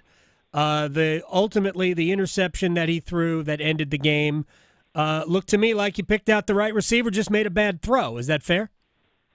Yeah, I agree there. And there was a couple plays, and I'll start with the negatives. There was a couple plays, early on, particularly in the first half. I remember there was a play that he probably could have made to KC. He had basically him and Kendrick Raphael also streaking towards the end zone, and then could have hit Justin Jolie through zone coverage, and probably should have had a touchdown. They ended up getting a field goal out of it. That was a little bit of a game-changing play early on that he just didn't. I think he took a sack on that play and didn't hit any one of his three guys that were open. So those types of things are going to come with being a true freshman quarterback, even if you have had experience. But what we saw from him, he was, I thought, played some of his best football, especially in the second half. He was able to get the team back. It was 17-16 at the half. You could debate whether or not they should have try to go for, a little bit more there at the end as opposed to trying to play for a field goal there. But I thought that he played extremely well in this last game, and it showed glimpses of what you could see for him in the future. I think the biggest thing for CJ that I'd love to see, and I just actually put this in an article that we just released, is, NC State allowing him to open it up a little bit more, allowing him to throw the ball down the field a little bit more, because, as much as he's, been able to get this offense moving down the field, there's just no real dynamic play to this offense right now. There's a lot of, all right, trying to throw a screen to KC. Mm-hmm. I mean, the last two games, Kevin Concepcion in the last two games has had negative receiving yards in the first half of each of the last two games because they're trying to throw the ball behind, pop passes or trying to throw it behind the line of scrimmage. And that's been a big reason why NC State has had slow starts each and every single week, is they're just trying to be, very, very generic on offense and just move the ball down the field and keep possession. But you've got a quarterback that can make these big time throws. He's able to get the ball down the field. We've seen it, the last 2 weeks. Kevin Concepcion dropped one this past week. CJ Bailey missed him the previous week on a ball that was probably 20 yards downfield. So there's glimpses of what this offense can do throwing the ball deep down the field. You get the feeling that in order for this offense to really get to that next level, you're not unlocking level one because your running backs aren't really getting the ball moving a ton outside of a 20-yard run for Kendrick Raphael this past week. Clearly number two is working. You're getting those short to intermediate routes and you're able to move the ball that way. But if they're able to get the ball deep down the field and hit some of these plays, that could kind of open up the eyes of some defensive coordinators that are going, all right, that's all we need to do is just stop KC behind the line of scrimmage and we're good to go. All right, final thing for Cory Smith, the Pack Bride at Cory Smith on Twitter, because Victoria asked me this in one-timers. What is the, you got 6 games left, home against Syracuse, which is not going to be a peach of a game. I mean, Syracuse is good. At Cal isn't going to be easy either. I mean, all 6 of the remaining games are losable, and all 6 of the remaining games are winnable. I think they are, literally that much of a toss-up. So what is the motivation? What is there to play for the Wolfpack over the last half dozen games? Yeah, I mean, at this point, it's pride. That's what you're playing for. You're just playing to not finish, 6-6 or finish even below 500. Which, when we talked about it before the season, the thought process was, 9-3 was going to be a disappointment. 8-4 would be just a massive, disappointment for this team. Right. Obviously, things have changed a little bit. Grayson McCall didn't look like the Grayson McCall you expected him to be, and obviously with him being injured and having to rely on a true freshman quarterback, that changes the dynamic. But getting blown out 2 games and then what you had this past weekend against Wake Forest, it kind of opens your eyes to maybe this team wasn't nearly as good overall as we thought they were going to be this season. And like you said, I mean, every single one of the teams, well, just about every single one of the teams, UNC has been underwhelming.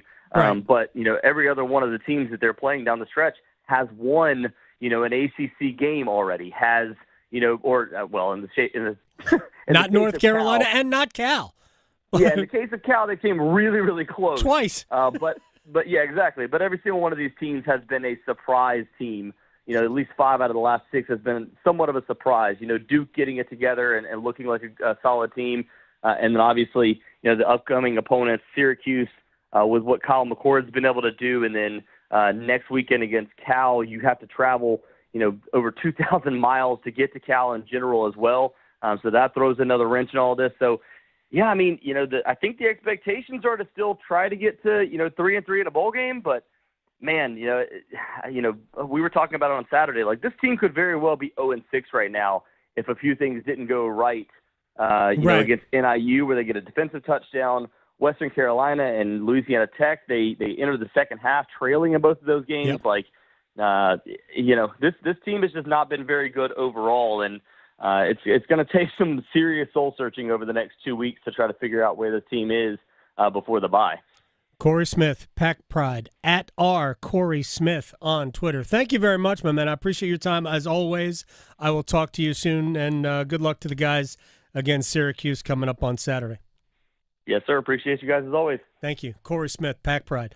All right, I want to get to the Canes real quick. The Carolina Hurricanes, who start their season on Friday against the Tampa Bay Lightning. Tampa is the opponent the first 2 games. Here and then down in Tampa, I guess. Like, no joke. Hurricane, is it Milton? I think it's Hurricane Milton, right? I think so. Is coming up the Gulf, across the state of Florida, Yeah. and it is supposed to make landfall right in the Tampa area on Tuesday. Yeah, apparently Now- it went from a Category 1 to 4 this morning. No, it's a 5. Oh, wow. Okay. The last I saw, I think I saw it as a 5, and it's still 24 hours from landfall. Right. Just picking up steam. And by the way, the Tampa area is a little bit north of Tampa, is where Helene first made landfall. Right. So this is an area that has been bombarded. And, like, I have no idea if it's going to bother the game on Saturday or not for the Hurricanes, but just wanted to point that out. I know the Tampa Bay Buccaneers are getting out of town tomorrow. They're not even waiting. All right, now, about the Hurricanes. They trimmed their roster. Preseason went great, 4-1-1. They trimmed their roster to 25 players. So we all knew the top 9 were not going to be messed with. We know Jack Roslovic right now playing with Aho and Jarvis, Kokaniemi, Natchez, Svechnikov, Stahl, Martinuk, and William Carrier. Those are your top 9 forwards, static. The 6 defensemen they have not changed, even though Dmitry Orlov has been bad. Has he was great the first period against Tampa on Friday. Awesome. Arguably their best player against, if it wasn't Pyotr Kochetkov. Against it was Tampa. But boy, was he bad the last 2 periods. And he has been bad in training camp and in the preseason games. That doesn't mean he's not going to be paired with Jalen Chatfield on the second defensive pairing to start the season on Friday, but he was really bad. Anyway, top 6 defensemen are set. Top 9 forwards are set. Jack Drury as a fourth-line center is set. Now we got to figure out who's going to play on either side of Jack on the fourth line. Now, there are 3 veterans who are vying for 2 spots, theoretically. Brendan Lemieux, Eric Robinson, Tyson Jost. My sense is that Robinson has the left wing spot taken care of. That leaves Brendan Lemieux, who generally plays on the left side, but he could play either. He's not really an offensive player. He's there to kind of dig pucks out of the corner and be a physical, ornery presence. Or Tyson Jost, who's probably got a little bit more versatility, and maybe Jost is ahead of Brendan Lemieux. But I'm going to throw a little wrench into it because Jackson Blake is still hanging around. They sent everybody else home or back to Chicago, to the American Hockey League. But Jackson Blake is still sitting here. And he has easily been one of Carolina's 12 best forwards in the preseason. And he played 4 out of the first 5 preseason games. The game against Tampa on Friday was not a great offensive performance from Jackson Blake, and he is a very good offensive player. His best moments were all away from the puck, defensively, back check, just being good in the defensive end. And I think that caught the attention of the head coach, because that's really what you need to see from somebody who you think might be able to make your team and help, who has that offensive upside, because Blake clearly does. Can he be a 3-zone player? He doesn't have to be awesome defensively. He just has to not ignore it. And I think he demonstrated that he does not ignore the defensive responsibilities. I am not in any way suggesting he's going to make the team. But he's still here. And he is still here for a reason. So, I've been kind of all over the place with this. I thought going into before Friday, before I saw the lineup, I thought, 10% chance that Blake makes the group. And then I went, he's in the lineup, 30% chance. And then I watched the game on Friday. I was there at Lenovo Center.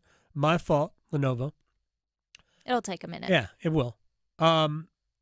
And I watched him play, and I thought, man, he's playing well in all the right places for his head coach. And I believe, based on conversations that I have had, 50-50. And here's what I believe to be the real reason he wouldn't make it. If Jackson Blake makes the team, the Hurricanes are going to have to waive one of those veteran players. And if you waive a Tyson Jost or an Eric Robinson or a Brendan Lemieux, you risk losing them because they're NHL players and they can help a team, especially a team that has had a bunch of injuries or a team that needs help on their fourth line. And there's really no way around it. Right now, if you don't carry a 7th defenseman, and I don't think they need to, certainly not for the opener, if you don't carry a 7th defenseman, the Hurricanes have about $850,000 in cap room. Jackson Blake's rookie contract is about $900,000. They can't fit him. So, in order to keep Blake, they are going to have to make a decision on whether or not to waive one of the veteran wingers. Unless I have this completely wrong. Of course, they could simply use Jesper Fast's long-term injured reserve as cover but they don't want to, and here's why. They would like to keep building cap space to add something at the trade deadline, if they want. But you can't add cap space. You can't build on your available cap space if you dip into long-term injured reserve. So they don't want to use Fost's $2.4 million to beef up the roster. They might do it on a short-term basis with Riley Stillman, because he is right now listed on LTIR. But I think they believe that Stillman is coming back soon, and they can pull him off LTIR and probably send him to Chicago in the American Hockey League. But they're going to have to waive one of those veteran forwards in order to bring Jackson Blake up. I think they're buying a little time, and if they don't keep him, I think that will be the reason. I think if Jackson Blake's salary in the NHL were $800,000 as opposed to $900,000, he'd be on the team. He's been that good. That's where I am with just that bit of news. But I am they will not practice, by the way, until Wednesday. Rosters need to be submitted by Wednesday. So I think we're going to get some sort of a decision on Blake and whether or not he's going to be with the team in the next, say, 48 hours. All right, we're going to break. We're going to come back. We'll stretch. We will place bets. We got baseball. We got Monday Night Football. All of that next. Serving it up hot and fresh every day. Adam Gold on the North Carolina Sports Network. Adam Gold here from my friends at FanDuel, America's #1 sports book, and there is still time as we cap off Week 5 of the NFL with a big chance for you on FanDuel. New customers bet $5, get $300 in bonus bets if you win a bet on tonight's game. Single game parlay, play a straight bet, do whatever you like. FanDuel.com/AGS. Make every moment more this season with FanDuel. $300 in bonus bets. That's amazing. FanDuel.com/AGS. Make every moment more with FanDuel. FanDuel is an official sportsbook partner of the NFL. 21 and over and present in North Carolina. First online real money wager only. $5 first deposit required. Bonuses issued as non-withdrawable bonus bets, which expire 7 days after receipt. Restrictions apply. See terms at sportsbook.fanduel.com. Gambling problem? Call 877-718-5543 or visit morethanagame.nc.gov. NC Medicaid is for people just like me. Adults who don't have children. People who serve. People who do the heavy lifting. Child care teachers. Full healthcare coverage at low or no cost. Doctor's visits, emergency rooms, and prescriptions. So if you applied before and didn't get it, apply again. NC Medicaid covers more people than ever before. Get full healthcare coverage at low cost, no monthly fees, and $4 max copays. NC Medicaid is for more people. See if you qualify at medicaid.nc.gov. Are you struggling with your Medicare drug costs? The NC Department of Insurance SHIP program may be able to help. The extra help in Medicare savings programs are available for those who qualify, but you have to apply. Contact SHIP today to see if you qualify. Visit ncshiip.com or call toll-free at 855-408-1212. SHIP provides free, unbiased help in all 100 counties. Project supported by grants from the Administration for Community Living. Contents do not necessarily represent official views of, nor an endorsement by ACL, HHS, or the U.S. government.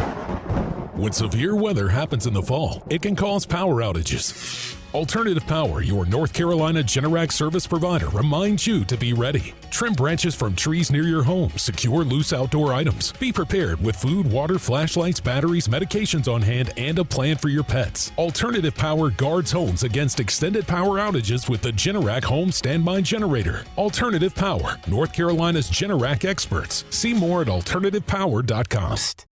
Hello there. It's me, your internal clock. Yes, the one you sleep through on weekends. You've probably heard my TikToks, but I'm straight up sounding the bell now. It's almost time to start applying for college. That means you got transcripts to gather, letters of rec to request, and campus tours to schedule. But hey, we've got time, and we've got CFNC. CFNC.org can help us plan, apply, and pay for college. We got this, trust me. Just visit CFNC.org to help us stay on time. If you need health coverage due to a life change, healthcare.gov is here for you. Like it was there for Terrence and Jody when they got married, and Sophia when she had a baby, and Gary when he moved and needed new insurance. There are many other ways to qualify. Visit healthcare.gov today to see if you're eligible to enroll. Limited time to enroll. Paid for by the U.S. Department of Health and Human Services. The 2024 elections are just around the corner, and older voters are the nation's most active. The AARP North Carolina Voters Guide has information about upcoming election dates, registration deadlines, and voting options in North Carolina, such as voting by mail, early voting, or voting with a disability. Find the guide in the voters section at aarp.org/NC and listen each week to AARP Without Limits for important election news and much more. You can find the latest episodes of AARP Without Limits wherever you listen to your podcast. Telling my girls about my Alzheimer's diagnosis was hard. Talk to your family about seeing a doctor. Go to alz.org/time to talk. A message from the Alzheimer's Association and the Ad Council. This is Adam Gold. Victoria, you played sports in high school, right? Oh, yeah. Basketball, and I swam. Could you imagine competing for $1 million? No. $1 million. No. I competed for plastic trophies. I was also a high school athlete, baseball player. No, and I could never even imagine it. No. The Adam Gold Show.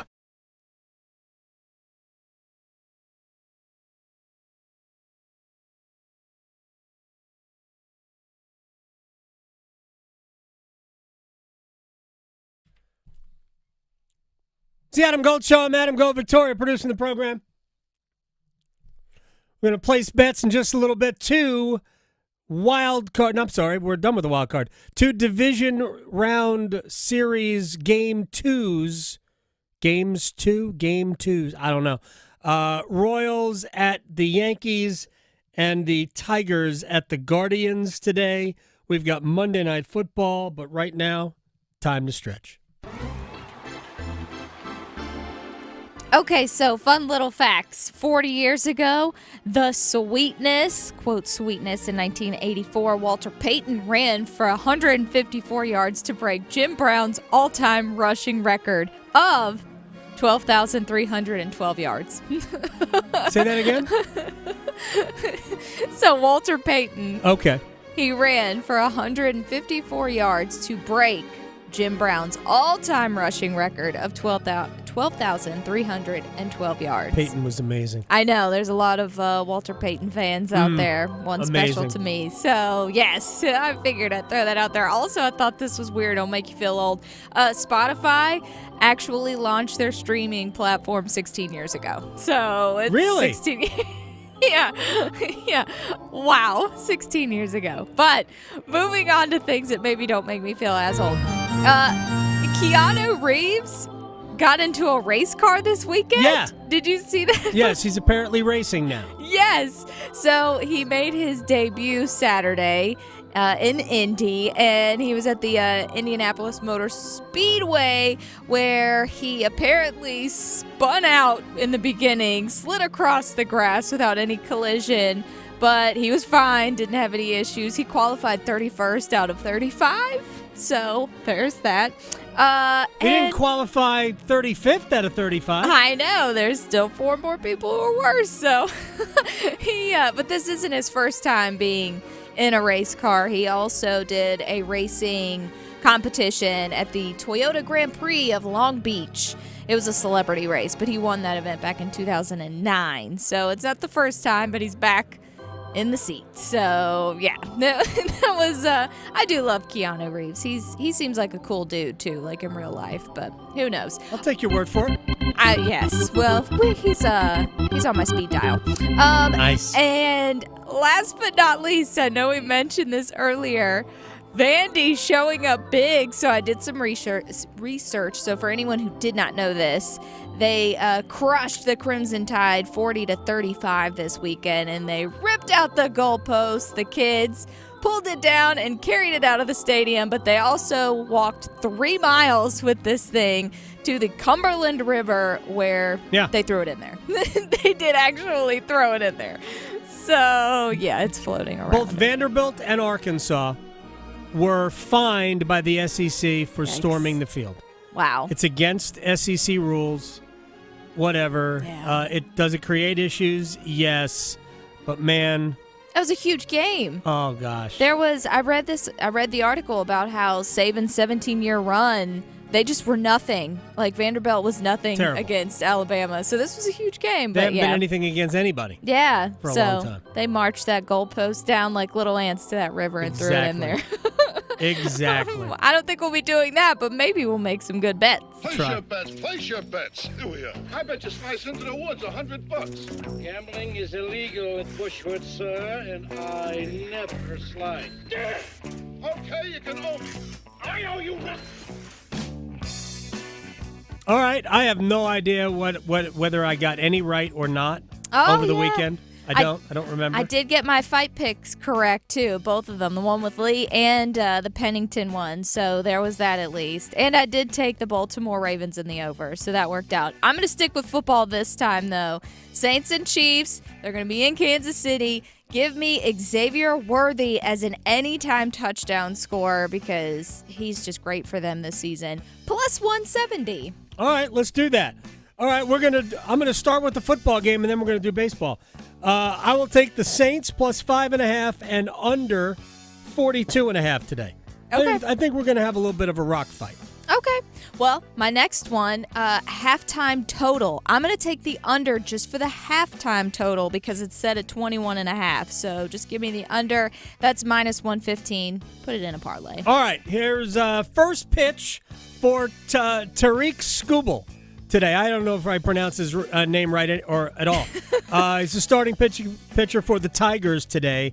We're going to go under 96 miles per hour, which is plus 154. Okay. He's a hard thrower, but right, that's 96 is hard. Yes, but he's going. Yeah, but he throws harder than that. Yeah. We're going to go under 96 because I think we're going to start with a breaking ball. Okay. Well, my last but not least, I'm going to take the opposite route. I'm taking the Chiefs and the over at 42.5. So give me the Chiefs and the over. It's plus 150. Also, give me the Yankees to beat the Royals plus go over 7.5. That's plus 205. And as a bonus, Jazz Chisholm to steal a base at plus 305. Although he was out yesterday, but they didn't say it that way. Raleigh to Boone, Charlotte to Chapel Hill. Your Carolina is covered. Adam Gold on the North Carolina Sports Network. Adam Gold here for Dr. Lori Travers and Travers LASIK, and I'm going to uncomplicate your life. If you are a contact lens or glasses wearer, you understand that you get up, you got to put contacts in, or you got to find your glasses, or you come home at the end of the day, something's in your eye, you got to take your contacts out, that could hurt. You got to find your glasses, you're not sure where they are, and when you don't have either in, good luck finding both. Dr. Lori Travers and Travers LASIK can take care of all of that. I did it 12 years ago. I just wake up every day and I go. 20/20 vision. Before, I was 2250. I kid you not. 5 minutes per eye, totally painless. Back to work the very next day. And 2 years, 0 interest financing is available. All you have to do is call 919-510-6830. The consultation is free. 919-510-6830. TraversLASIK.com. Dr. Lori Travers will make your life better. See what you've been missing. Oh, this is going to be fun, isn't it? Oh, yeah. Wow. Martin pulling Barkov away. You know, Pyotr Kochetkov's not afraid to mix it up. Vinny Veazey knocking Natchez to the ice. Oh, here we go. Oh, yeah. Here we go. Veazey and Kotkaniemi. There's a chance for the Rangers coming in. Anderson makes a save, and it's kept out by Martin. What a save! Martin just robbed Lindgren. The season kicks off October 11th on your official home of the Carolina Hurricanes.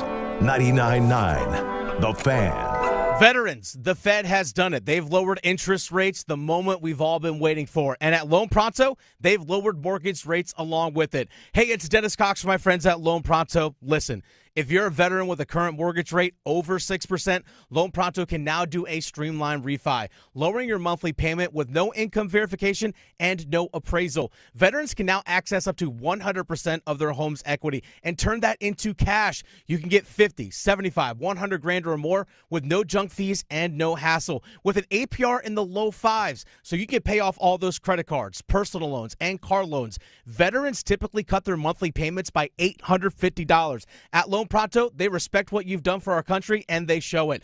Call now for a free rate quote with no credit pull. 919-381-1760. 919-381-1760. LoanPronto.com. LoanPronto.com. Equal housing lender. NMLS 1661781. Subject to lender approval. Did you know more women under 40 are getting breast cancer? Especially Black and Jewish women whose cancers are often more deadly. If you're a woman, talk to your doctor by age 25 about your breast cancer risk. The American College of Radiology recommends you ask your doctor if you should get a mammogram before age 40. Need other tests like an MRI with your yearly mammogram, or should be checked more than once a year. For more information, visit mammographysaveslives.org. Furnished by American College of Radiology.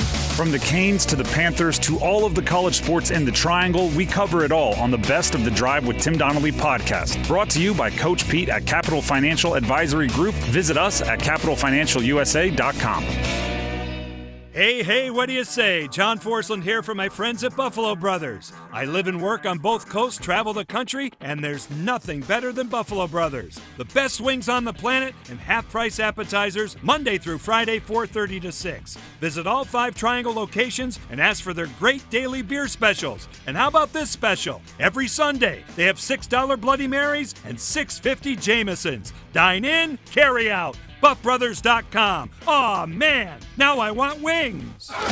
This hour of the Triangle Sports Leader is powered by Ritchie Law Firm, Raleigh's injury lawyers. Bounces away into the end zone. Touchdown! Visit GotBrian.com. That's GotBrian.com. WCMC HD1 Holly Springs. Take us with you on radio, web, app, Alexa, and YouTube. 99.9 The Fan, the Triangle Sports Leader. They just beat Cincinnati at their absolute best. You can't just be good. You got to be great.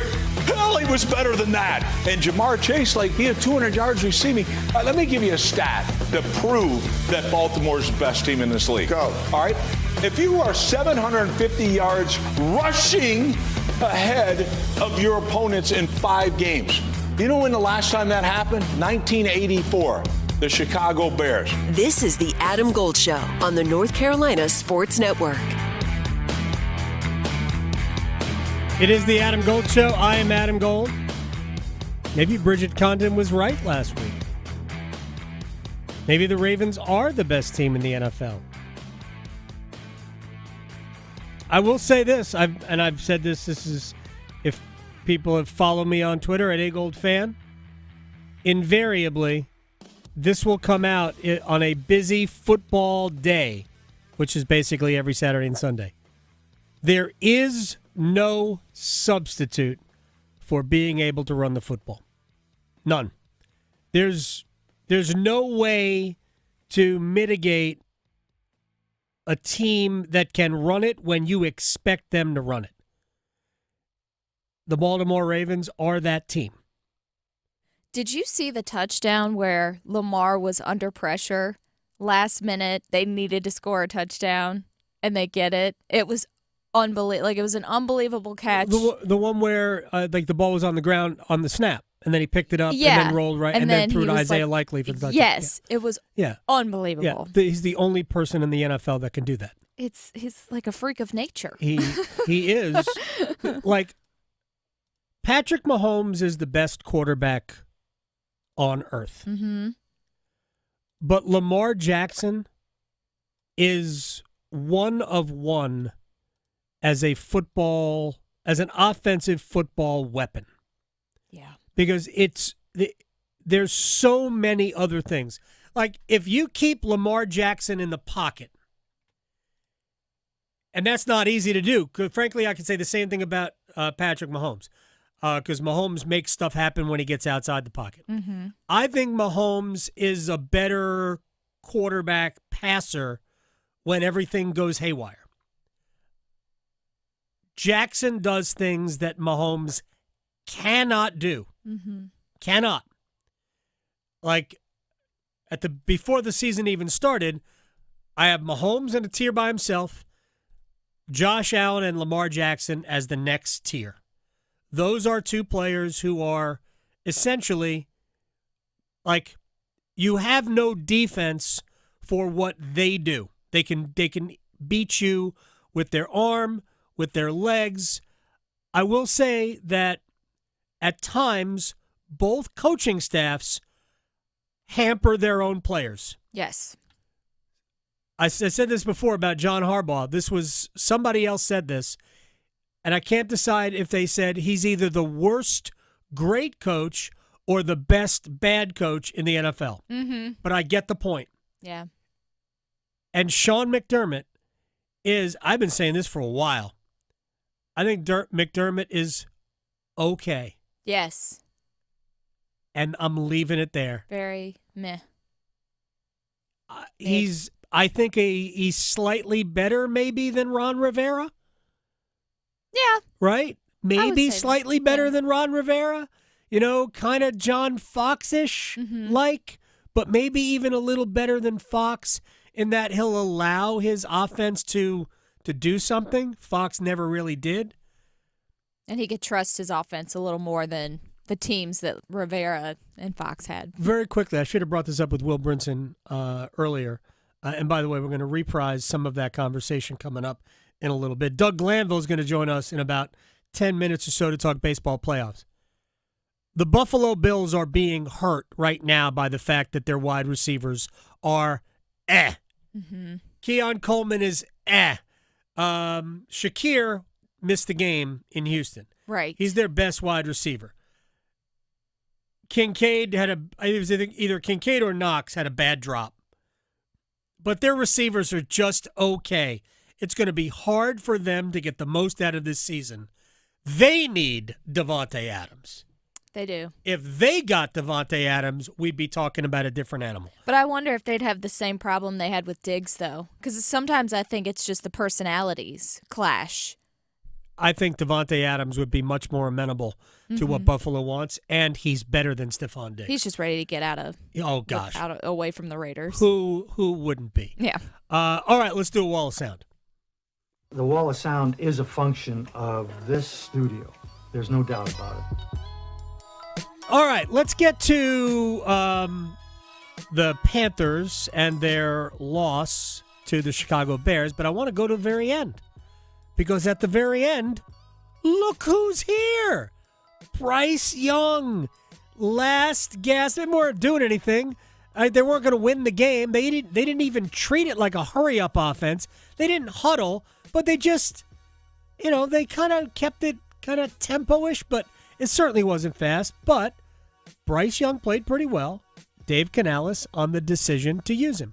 Just saw it as an opportunity there. We had a couple of injuries on the offensive line. And again, just like wanting to get him in there to just get some live reps. And he did a fantastic job, playing with energy, extending plays, finding some completions down the field, which was all fantastic. So, it's a hard situation, but at that point, it was just like, okay, with just the different things happening on the offensive line, it was something where I wanted to get Andy out of there and then just give Bryce an opportunity to just continue to put some good football on there while we had time. All right, so we had injuries to the offensive line, and we didn't want to get Andy Dalton hurt, so let's put Bryce Young out there. Yes. Okay. Back when they made the decision to bench Bryce Young, regardless of whose decision it is, it was obvious that the decision was final because they never once, ever mentioned, and they were asked. They never mentioned we just need to give Bryce time to catch his breath and settle in, and we will get back to Bryce. They never said it. No. They never said it because that was not their intent. Their intent was to go to Andy Dalton. If Dalton stays healthy and plays relatively well, we will see Bryce Young only in these scenarios. only mop-up duty the rest of the way. I don't believe if there is any renaissance for Bryce Young that it will be with the Hurricanes. I don't think it'll be with the Panthers. It'll be somewhere else. They'll figure out a way to trade him somewhere, and it'll be with a different franchise where Bryce Young will take whatever steps he can take in his career, because you should protect Andy Dalton at all costs. Speaking of Andy Dalton, unhappy about what their offense did or did not do.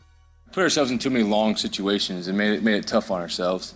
And sometimes when you get in those, you have to check it down. You got to find a way to when you do throw the ball, in front of the sticks, you got to find ways to convert and different things. But we didn't do a good enough job today of that.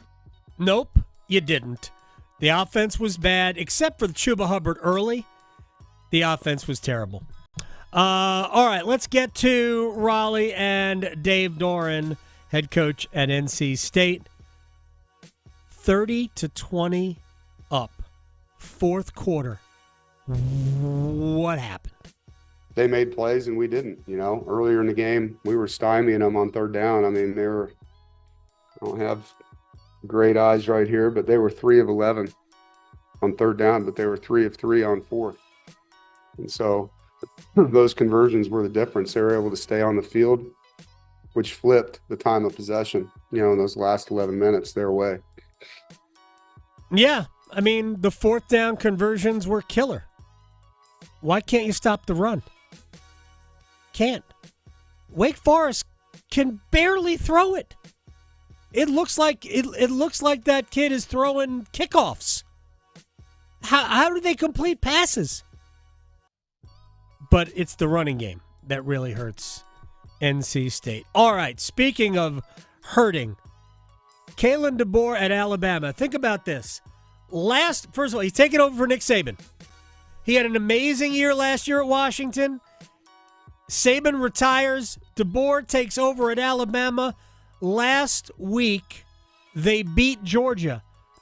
They got up 28-0 and then had to score late to retake the lead, but ultimately, they were up 28-0. There's a reason. They must be great. I will say that a couple of weeks prior, they struggled with South Florida in Tuscaloosa, but never mind. They just beat Georgia. You lost to Vanderbilt? Obviously, extremely disappointed, frustrated. I mean, you name what it is. That's what everyone is in the locker room right now. And, you prepare and, it's positive energy all week long. I really do think our guys prepared hard. There's some things that we're going to look back on tomorrow and, be really frustrated about. You don't like talking what ifs, and that's going to be the situation we're going to be dealing with tomorrow. Hey, credit to Vanderbilt. I mean, seriously, credit to the Commodores. They've actually been playing pretty good football of late. I think they lost to Kentucky in double overtime. Kentucky's very good. So this is a better Vanderbilt team than most people expected. But Alabama, really? You beat Georgia, but you can't beat what was going on? All right, final thing.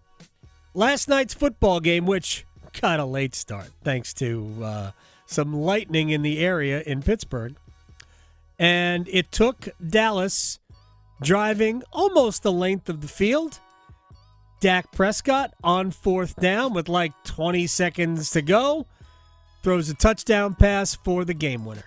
The play we ran is one of our most comfortable plays. That and honestly the play before that, throwing it to Tolbert low.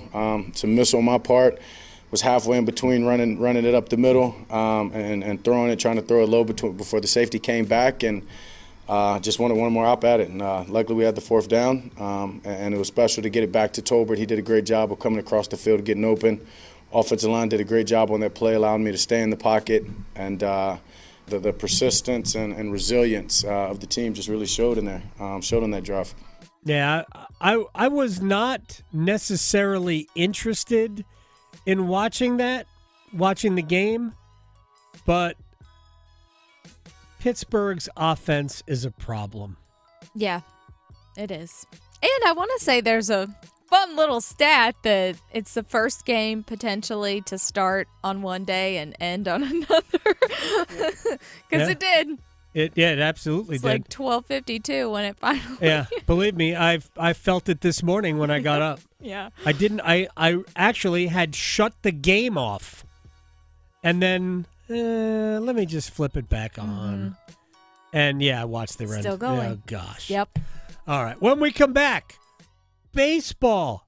The Mets and Phillies played. I don't know. I think they played 2 different games yesterday, and then we'll get into fireworks at Dodger Stadium between the Padres and the Dodgers. Doug Glanville, who had the call of the Mets and the Phillies on the radio yesterday, he joins us next. Going beyond the box scores. Adam Gold on the North Carolina Sports Network. We're kicking it this fall with college football. Join 99.9 The Fan all season long and catch your favorite teams in action. The ACC, the SEC, and every conference that matters. You'll find the best matchups here. Jordan Moore delivers, and the Blue Devils have the lead. College football on 99.9 The Fan is brought to you by Wilkinson Chevrolet Cadillac Buick GMC in Sanford and by Amedios. Adam Gold here from my friend Gordon Miller, Miller Lending, Kildare Farm Road in Cary. There's a reason I keep telling you that Gordon Miller invented the no closing cost mortgage. He is the home of the original no closing cost mortgage. Nobody does it as well as he does because almost everywhere you go, they're not giving you a no closing cost mortgage. They are rolling the closing cost into the total loan amount. That is not a no closing cost mortgage. You are still paying those costs. Never at Miller Lending. I have had 11 mortgages at Miller Lending, have paid 0 in closing costs, have saved about $50,000 over those 11 mortgages. Miller Lending on Kildare Farm Road in Cary. Since 1996, he's been there. MillerLending.com. Miller Lending is an equal housing lender. NMLS ID 250-2146. Don't ever pay closing costs. It's bow time. It's not just football season. It's tailgate season. And that includes every kind of football, whether it's got goalkeepers or goalposts. The kick is good! Because it doesn't matter where or how you tailgate. When you've got crispy chicken and fluffy buttermilk biscuits from Bojangles, your tailgate is better than great. It's legendary. Head to Bojangles and order your tailgate box with boldly seasoned chicken, fixins, biscuits, and legendary iced tea today. It's bow time.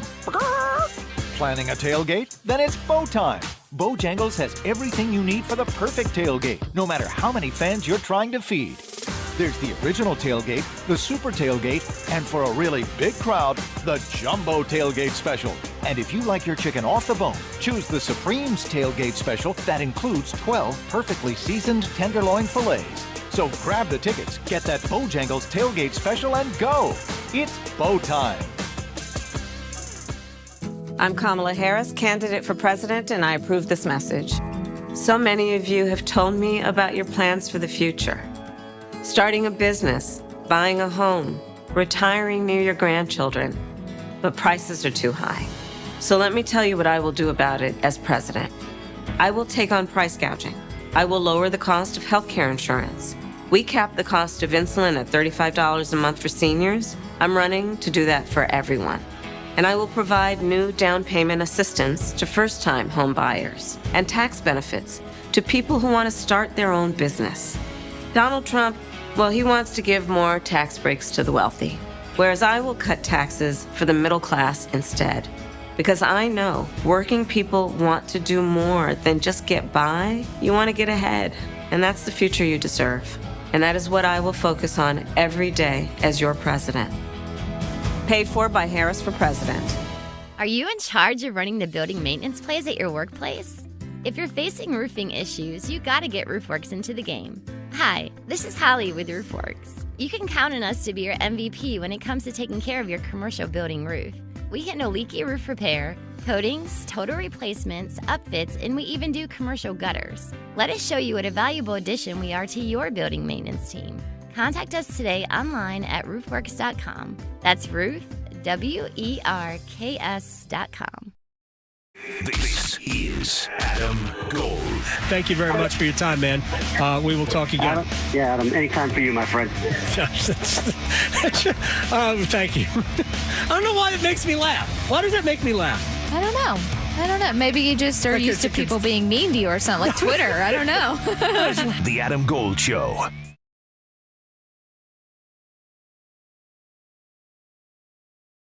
So Doug Glanville, Phillies legend, also Cubs legend, Rangers legend, Yankees legend too, and the pride of Teaneck, New Jersey, joins us on the Adam Gold Show. You've had the Mets and the Phillies for 2 games. Or was it 3 games? Did we see 2 different games yesterday? It was like basically all pitching, a couple of long balls through 6 innings, and then Philly woke up. Yeah. I mean, it's I've seen a lot of those games with the Mets, actually, because at the end of the season, I was on 2 games, or at least 2 of the 3-game series out in Milwaukee, and they have these big innings that have been kind of part of the Mets' run here. So there seems to be 2 games in one. You're pitching, and they kind of slow down, and then all of a sudden, 8th inning, 5th inning, you just see these explosions. And in yesterday's game, kind of came back and bit them. The Phillies kind of put it on them. So it's been a lot of big innings, and it's made it exciting. And also realizing that you're a breath away from the whole momentum shifting. Yeah, everything did change, and it might have changed really with the 2-out single by Trey Turner. You've got him 2 strikes. It looks like if Luis Severino makes a good pitch there and gets out of the inning, maybe Bryce, Harper, and Castellano, they don't get going, but they got going, and maybe the Mets are in trouble. But I think we've said that before over the last 3 or 4 weeks. They seem to have a resilience to them that is, I don't know if it's fun or what, but they certainly don't go away easy. No, they're not in trouble. I mean, this team is good. They're good, and I've been watching them a lot. I saw them in London and seen different stages of the Mets, and a lot of it, like any other team, is people getting healthy. They've just had some big contributions from guys like Jose Iglesias getting called up, or some of the veterans. I always say old dogs learning new tricks. That's kind of their pitching staff. Sean Manaea changed his arm angle. You think of Severino going and basically gaining 2 new pitches, a sinker and a sweeper. You think of Quintana. All these cats have come and reinvented themselves and been really productive. That's probably why they're that surprised. Now, it's hard to get surprised when you have like the biggest payroll in baseball, but at the same time, you kind of say, well, they lost all those guys. They got rid of Scherzers and Verlanders, and now they have guys that are veterans that have had mostly their career already, and they're figuring it out again. And to me, that's why they're where they are. Doug Glanville is joining us. ESPN Radio has the Mets have the entire playoffs, but Mets and Phillies is the series he has been on. I'm going to get to the Phillies and their starting pitching advantage, I guess, in a second. But you talk about like some old guys learning new tricks. It's really an old trick for Pete Alonso. The home run he hit the other way in Milwaukee that won them Game 3. And put him ahead in Game 3 anyway. Then I guess it did. Maybe it did win him. It was the go-ahead run. And then last night, even though the Mets did not win, again, an opposite field home run. I always thought that if you're a power, it reminded me of Mike Piazza and the best of David Wright. When you're hitting the ball with authority the other way, it makes it much more difficult to pitch to you. If Alonso continues to do that, I mean, it's like the dumbest thing ever to say this, but the Mets are going to be hard to knock off if they get Alonso going. Well, there's no doubt. I mean, the thing about Alonso, just watching him the last few weeks is, it's sometimes when you're going the other way, certainly you're staying back, and when you're able to drive it over the wall or into the gap, then you're locked in because, the timing it takes to hit those pitches, you have to be right on time. You can get away with pitches on the inside, being a little early and pulling it, ripping it down the third base line, because when you do that, you're usually completely opened up to getting burned on the outer third. But when you're kind of able to do the other way and have like an inside-out defense swing to hit the pitches in on you, you're going to be dangerous. And a guy like Alonso, who's so much power, can go that way with authority. I think the thing that was like concerning for me for Alonso is that he was getting beat a lot on the fastball. Like the other way was him being late and fouling balls over the dugout of first base. He was not getting to fastballs. He was under everything. And it's been a minute since at least all the games that I've done where I've seen him pull a ball hard in play. He's just, and most of his home runs this year have been left field, left center, center. He only hit 2 home runs during the regular season to the opposite field. Yeah. That came like later in the year. So, you always watch to see it's been a minute since I've seen Alonso turn on a ball and crush one. And so he's made adjustments because of how they're pitching him, and no better timing when he was able to pull it off against an incredibly talented pitcher, Devin Williams, against the Brewers at the time that he did, because obviously that changed everything for the Mets. Yeah, he was on the changeup by Devin Williams because it was a changeup he hit the other way. Now to the Phillies, I think what should be the Phillies' biggest advantage in this series, and I say that like knowing that they have Bryce Harper, Trey Turner, and a bunch of other guys who can absolutely crush the ball. Starting pitching for Philadelphia. I mean, the Mets got away with beating Zach Wheeler, former Met. Sanchez was excellent yesterday, even though the Mets scored, I think, 3 runs on him. But Nola, Suarez gives Philadelphia, I think, an advantage in that they don't have to utilize their bullpen as much. The Mets are going to rely on it. I don't know, maybe they should have relied on it more, in the first 2 games, or certainly yesterday, but it didn't do well when they went to it late. Does that give Philly enough of an advantage? Well, it gives them an advantage, and it has all season long, is that they have starters that have moved more towards being able to go deeper in games, a little kind of old school. There's guys that can throw 7 and put up, as Wheeler did, and those guys set up your bullpen well. They do 2 things. They set up your bullpen really well because you're like, okay, set up man, closer, game over. Right. Or they just save your bullpen where you're, especially in a series, like you need, there's some days off, but you need sometimes to just get guys rest like Diaz and so on. So that's what the Phillies have been able to do. They have guys that can go deep, 200 innings, and Nola's just been incredibly durable over his career. But the thing that the Mets have going for them confidence-wise is if you look at the last 2 weeks, they've gotten to all the best bullpens in the world. They have. One after the other. I mean, Iglesias with the Braves was like unhittable. I mean, he's unhittable. He had that good of a season, and they wore him out. They went back and knocked out Ashby and the high leverage guys in Milwaukee, Piamps. They get Devin Williams. Then they go get Strahm a couple of times. Then they go get Hoffman. They get nobody's touched these guys all season long. So the what the takeaway would be as the Mets is saying, well, okay, fine, you could bring in your bullpen, but they're hittable. We can get these guys, and that's probably what's a little disturbing right now for the Phillies, because they literally made trades at the trade line for this to perfect the bullpen, which was already talented. They got rid of Soto and Sir Anthony Dominguez, guys throw 98, and they said, all right, let's get these guys, and it's shown some flaws. And so Nola can go 7. That's true. That's usually better than most pitchers, but you still got to figure out the 8th and the 9th, and it hasn't really worked out so far for the Phillies. All right, let's get out west, because it's 1-1, that series between the Dodgers and the Padres. But boy, yesterday showed some fireworks. Not all good, but I think San Diego was feeling their 10-2 win, and I guess it started early, right? It started in the first inning with Jurickson Profar robbing Mookie Betts of a home run, and then styling with fans. What do you make of that series? Other than, as a viewer, it's been kind of fun. Well, the Padres. I called the game when the Padres finally beat the Dodgers in the playoffs. It's finally beat them in significance there. I know, similar to the Mets and the Phillies are all these games, and they really hadn't met that much in the postseason. That kind of, in this case, never.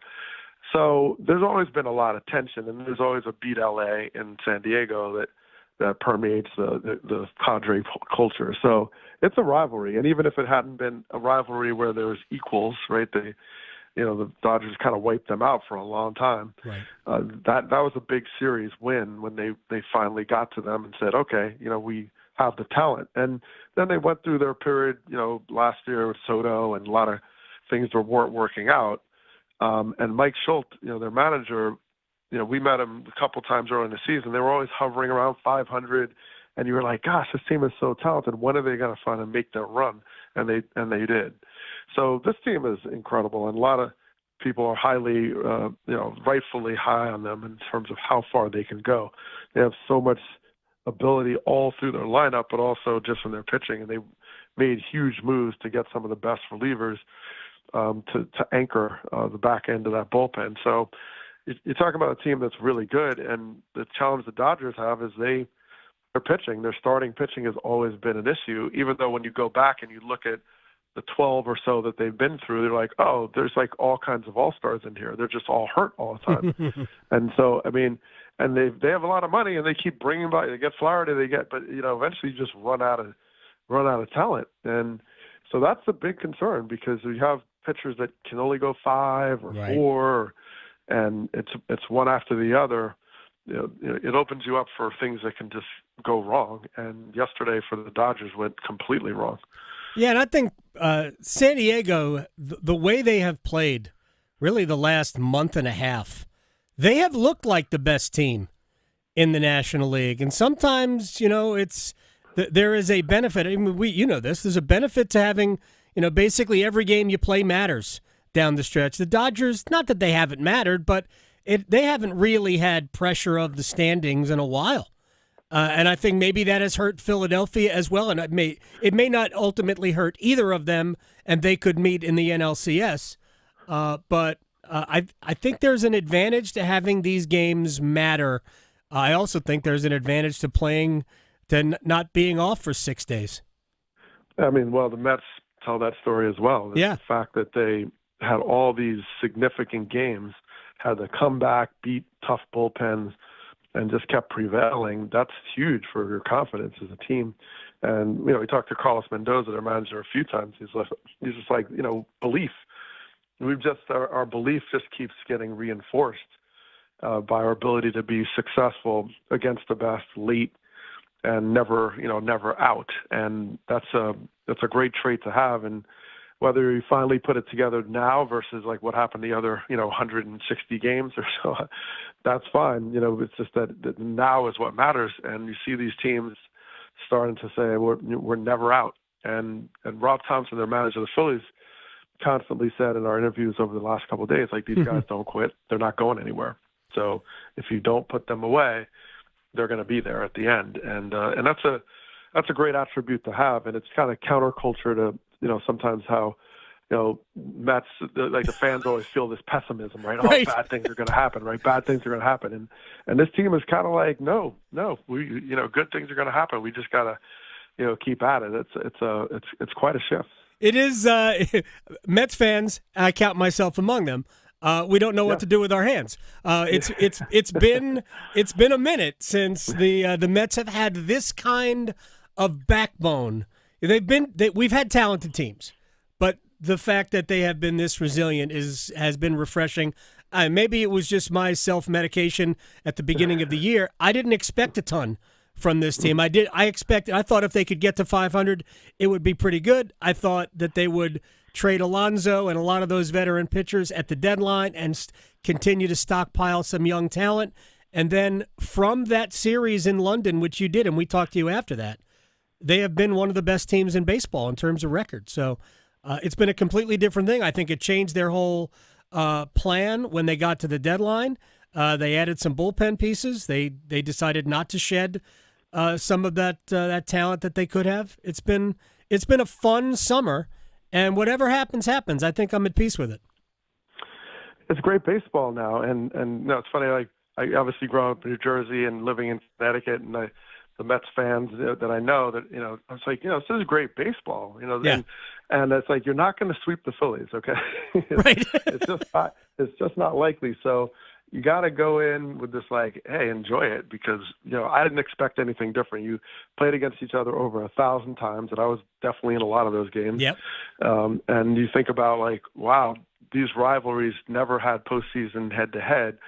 It's going to be back and forth. You're probably going to go 5. It's probably, it's just, and yes, you want to prevail, but you also want to enjoy like, wow, this is incredible baseball. And the Mets have already shown a lot about, who they can be as an organization. We had David Stearns on our podcast recently, and, who was a Mets fan growing up and, head of baseball ops for the Mets. So there's just a lot of effort to embrace like that history, but also like culturally have this feeling of like, no, we can win. And if we don't, it's not because it's just like our destined to fail. It's just that we, played our best and we showed and represented us well. And then the other team just, prevailed. Doug Glanville, I appreciate your time. Enjoy the game tomorrow and Wednesday and then Friday back in Philadelphia for Game 5, because this series has to go 5 because it will be fun. And then and we'll talk to you very soon. I appreciate your time. All right, Adam. Good talking to you, man. It's always cool catching up with Doug Glanville. Shouts to Big Bro Ken. He and I are Mets fans. Doug's actually a Phillies fan, but he was all over the Mets. Like, I am one person. I do not believe, for the most part, that announcers are biased. But I was struck watching the Mets and the Phillies yesterday. And I had headphones and I was actually listening to the television broadcast. And Adam Amin, who is doing play-by-play, is a friend. And Adam is elite. He is great. I'm guessing that it was Adam Wainwright and A.J. Przinsky were the two analysts. They could not have rooted harder for the Phillies yesterday. There's no possible way you could have been doing a national broadcast and rooted any harder for the Phillies. Wasn't hiding it. No, they were not. They were like, they're just one swing away. If we could just get like everything but the word "we." Right. Honestly, it doesn't matter. Okay, so I wasn't angered by it or anything. I don't care. Well, as a Panthers fan, I notice when people are swaying a certain way. Right. I actually felt, I was watching that game also, I felt like Jonathan Vilma was trying hard to prop up the Panthers, and then he just, like, they came back from halftime and was like, it's not good. It's not good. It's just bad. It's just bad. You're not doing anything right. No. And it's like, take shots down the field. And then Andy Dalton takes a shot down the field, and it's an interception. And he went, yeah, that was what I wanted you to do, but you do it better. But don't do that. I paraphrased all of that, but I just thought the Fox broadcast yesterday, man, Wainwright and Przinsky were trying so hard to keep the Phillies' spirits up. And when they scored 3 runs to tie it, I'm like, oh, man, I'll bet Waino and AJ are feeling much better now. Right. And then Brandon Nimmo leads off the top of the 7th with a solo home run, and the Mets go back up. And I heard nothing. Of course. Right? 0. They're like, they didn't say anything. And I'm like, somebody needs to check on Waino and AJ right now. Are they breathing? They're not. They're clearly not well. But, again, just funny. I don't care, but it was. I thought it was pretty glaring. Yesterday. All right, a lot of things I want to talk about. We're going to get to Will Brinson and his thoughts on the Panthers. We're going to talk a little bit about the Panthers, but when we come back, a surprising loss for a North Carolina athlete that I think was kind of messed up. And I'll explain next. Serving it up hot and fresh every day. Adam Gold on the North Carolina Sports Network. When severe weather happens in the fall, it can cause power outages. Alternative Power, your North Carolina Generac service provider, reminds you to be ready. Trim branches from trees near your home. Secure loose outdoor items. Be prepared with food, water, flashlights, batteries, medications on hand, and a plan for your pets. Alternative Power guards homes against extended power outages with the Generac Home Standby Generator. Alternative Power, North Carolina's Generac experts. See more at alternativepower.com. NASCAR's Wild Card Weekend. It's a blur, just how it's supposed to be. Wide open weekend, wild card race. The ultimate NASCAR experience. Camping, concerts, tailgating, and an edge-of-your-seat thrill ride in NASCAR's playoffs. Think your driver's making the cut? Good luck. The Bank of America Roval 400, October 12th and 13th. It's a wide-open weekend and a wild card race. Get your tickets today at charlottemotorspeedway.com. The 2024 elections are just around the corner, and older voters are the nation's most active. The AARP North Carolina Voters Guide has information about upcoming election dates, registration deadlines, and voting options in North Carolina, such as voting by mail, early voting, or voting with a disability. Find the guide in the voters section at aarp.org/NC and listen each week to AARP Without Limits for important election news and much more. You can find the latest episodes of AARP Without Limits wherever you listen to your podcast. Psst. Hello there. It's me, your internal clock. Yes, the one you sleep through on weekends. You've probably heard my TikToks, but I'm straight up sounding the bell now. It's almost time to start applying for college. That means you got transcripts to gather, letters of rec to request, and campus tours to schedule. But hey, we got time, and we've got CFNC. CFNC.org can help us plan, apply, and pay for college. We got this, trust me. Just visit CFNC.org to help us stay on time. If you recently lost health coverage due to a life change, healthcare.gov is here for you. Like it was there for Marcus when he lost his job, and Keisha when she turned 26 and lost her parents' insurance, and Elena when she went off Medicaid. There are many other ways to qualify. Visit healthcare.gov today to see if you're eligible to enroll. Limited time to enroll. Paid for by the U.S. Department of Health and Human Services. Are you struggling with your Medicare drug costs? The NC Department of Insurance SHIP program may be able to help. The Extra Help and Medicare Savings programs are available for those who qualify, but you have to apply. Contact SHIP today to see if you qualify. Visit ncshiip.com or call toll-free at 855-408-1212. SHIP provides free, unbiased help in all 100 counties. Project supported by grants from the Administration for Community Living. Contents do not necessarily represent official views of, nor an endorsement by ACL, HHS, or the U.S. government. Trust ACT Construction Equipment and Bandit Wood Chippers and Stump Grinders to position your tree service for success. ACT Construction Equipment is your authorized dealer for sales, service, parts, and rentals for Bandit Wood Chippers and Stump Grinders. ACT Construction Equipment has been your authorized dealer for Bandit equipment for over 10 years. Visit one of our 6 North and South Carolina locations or actce.com for more details on Bandit Wood Chippers and Stump Grinders. ACT Construction Equipment, always the right equipment for the job. You don't need a 4-year degree to have a rewarding career that makes a difference in people's lives every day. As a public power line worker, you'll build and maintain a locally owned and operated electric system to keep the lights on in your community. 4 months in a community college program provides the training you need to begin your career as an apprentice line worker in public power. And being a local government employee in North Carolina comes with excellent benefits. To learn more about line worker and other public power careers, visit electricities.com. This is Adam Gold. Victoria, you played sports in high school, right? Oh, yeah. Basketball, and I swam. Could you imagine competing for $1 million? No. $1 million. No. I competed for plastic trophies. I was also a high school athlete, baseball player. No, and I could never even imagine it. No. The Adam Gold Show.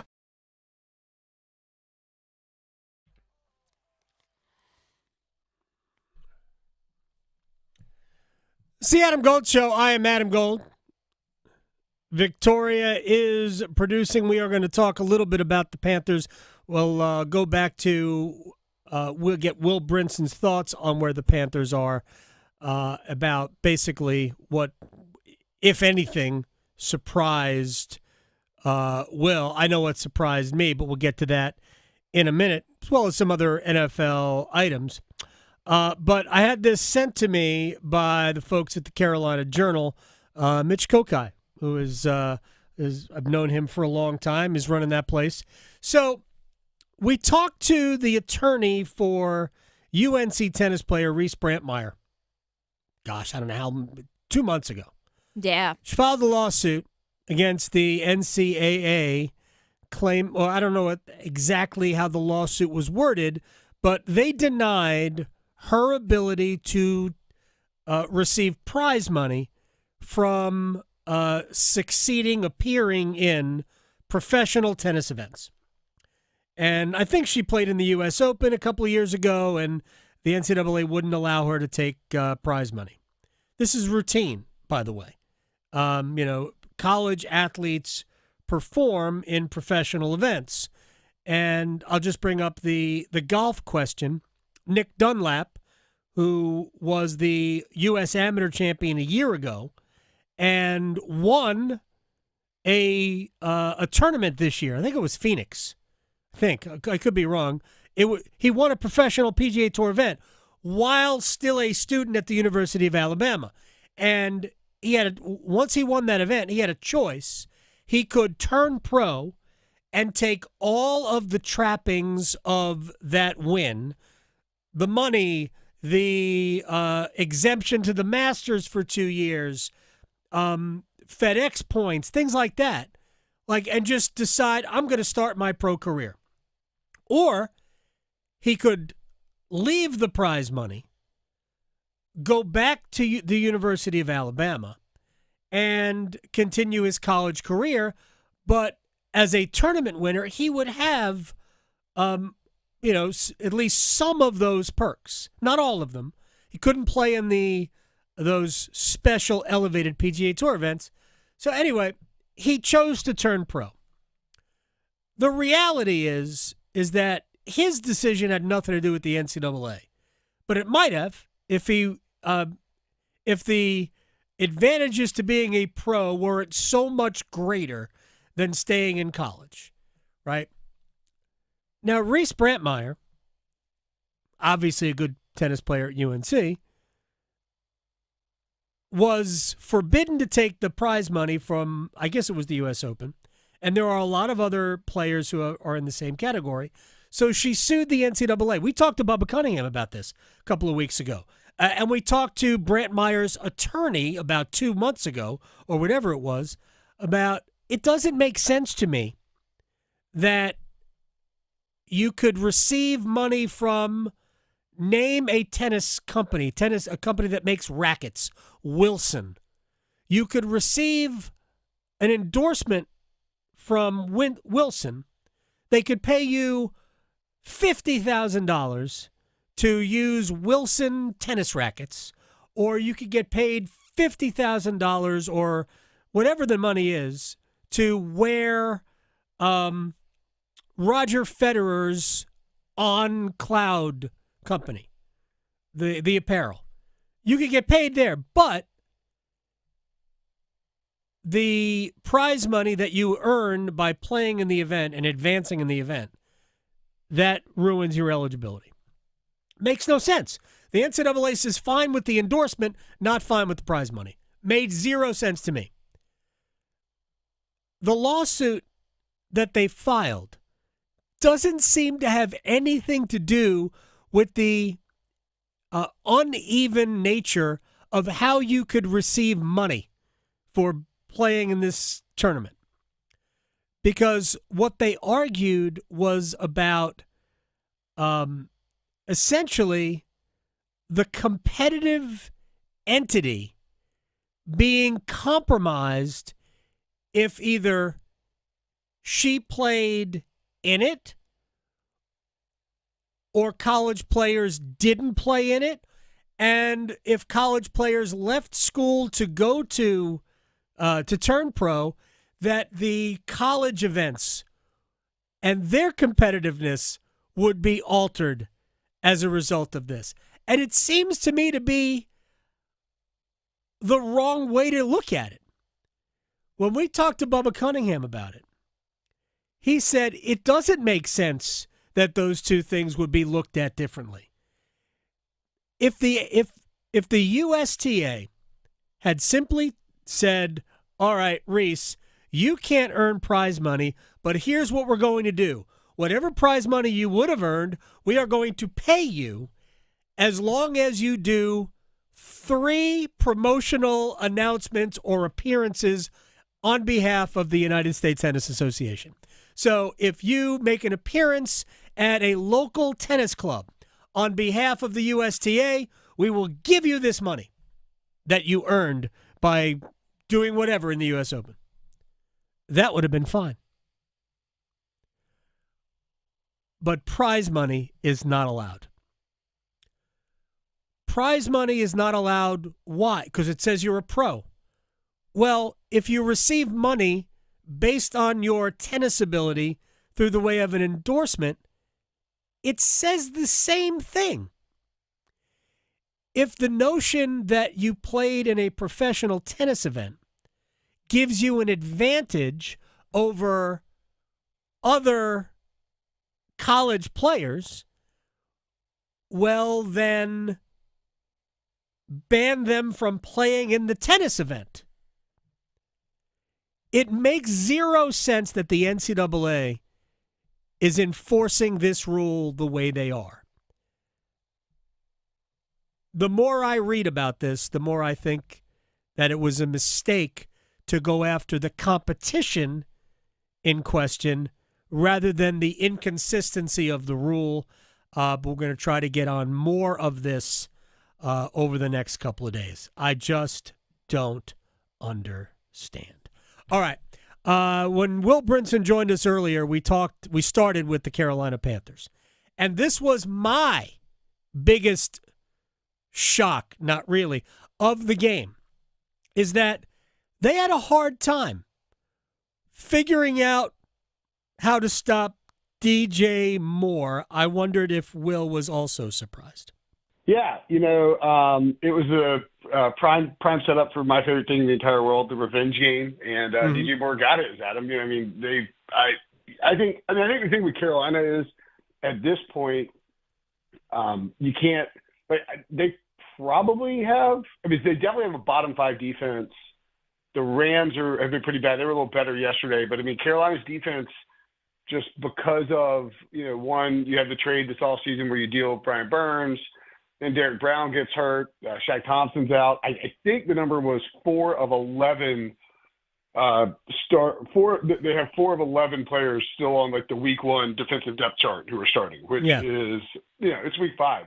That's early to be down that many players on your defense, especially when it's the key guys. And just attrition and injuries, it's really hard to find a path where the Panthers are good defensively this year at really any point. And, when you combine that with an offense that, has looked a little more confident or did look a little more confident until yesterday. Yeah. Yeah. And the Bears have a really good defense, but it's anytime the Panthers now go up against an opponent who has an above average defense and can do anything functional on offense, it's just been really hard for them to win the game because, you're basically asking Andy Dalton, with an okay special or group of skill position guys to carry the team. And things got so bad. Bryce Young came back out. That was we knew he'd see stats. We just didn't think it would be that quickly. I don't know. It's not. To me, the bigger. I wrote about this for CBS, but I didn't touch on the Panthers just because Caleb Williams was the bigger story. Yes, I thought he looked really, really good. Showed some great in pocket movement. Uses athleticism when he needed to. The second touchdown to DJ Moore was an absolute dime, where he worked through his progressions. And good on the Panthers for helping to showcase one of the young stars in the NFL. Yes, they did. They made Caleb Williams look like the first pick in the draft again. My takeaways from the game, and I said this earlier, I think it bears repeating. I was super disappointed in J.C. Horn's coverage on the first DJ Moore DJ Moore touchdown. Now, there were other passes completed while he was the primary defensive back, not just to Moore, but to others. It's fine. It's going to happen. I watched some of the Jets and the Vikings Sunday morning, and Sauce Gardner was, he got beat sometimes. And Gardner's one of the best young cornerbacks in the sport. But on the first DJ Moore touchdown, Moore lined up on the left side with Horn, the primary defender. Moore went across the field, and Horn sort of went with him. I mean, he did. He clearly wasn't passing him off to anybody. And there was traffic in the middle of the field, but there was not the greatest sense of urgency to stay with him. And then when Moore caught the ball, it looked like Horn could have forced him out, like between the 10 and the 5, somewhere in there, 8-yard line. And it was just like, nah. If you want to be that guy, then you gotta try to be that guy. Yeah. I just at that point, like, I don't know everything that happened on the play. I don't know. Did he have help? Did he not have help? Did he not think he had an angle on DJ Moore? I didn't feel like that was a play befitting somebody who purports to be your best defensive player. I thought that there were two instances of give up there. And the last thing the Panthers need is arguably their best defensive player doing that. By the way, Taylor Moton is out he's week to week with a biceps injury. I think it's a biceps injury. It's definitely an injury. But triceps, not biceps. This comes from our friend Chris Lee, who on Twitter says, Chris Lee, sportscaster, can confirm. He'll be out Sunday and is considered week to week. He has never missed a game in his career until now. He played 120 straight games. The other only positive that I could see was that Bryce Young got in the game, and he didn't look horrible at the end. I'm going to stop short of saying he looked good or great. I thought there were some really good throws.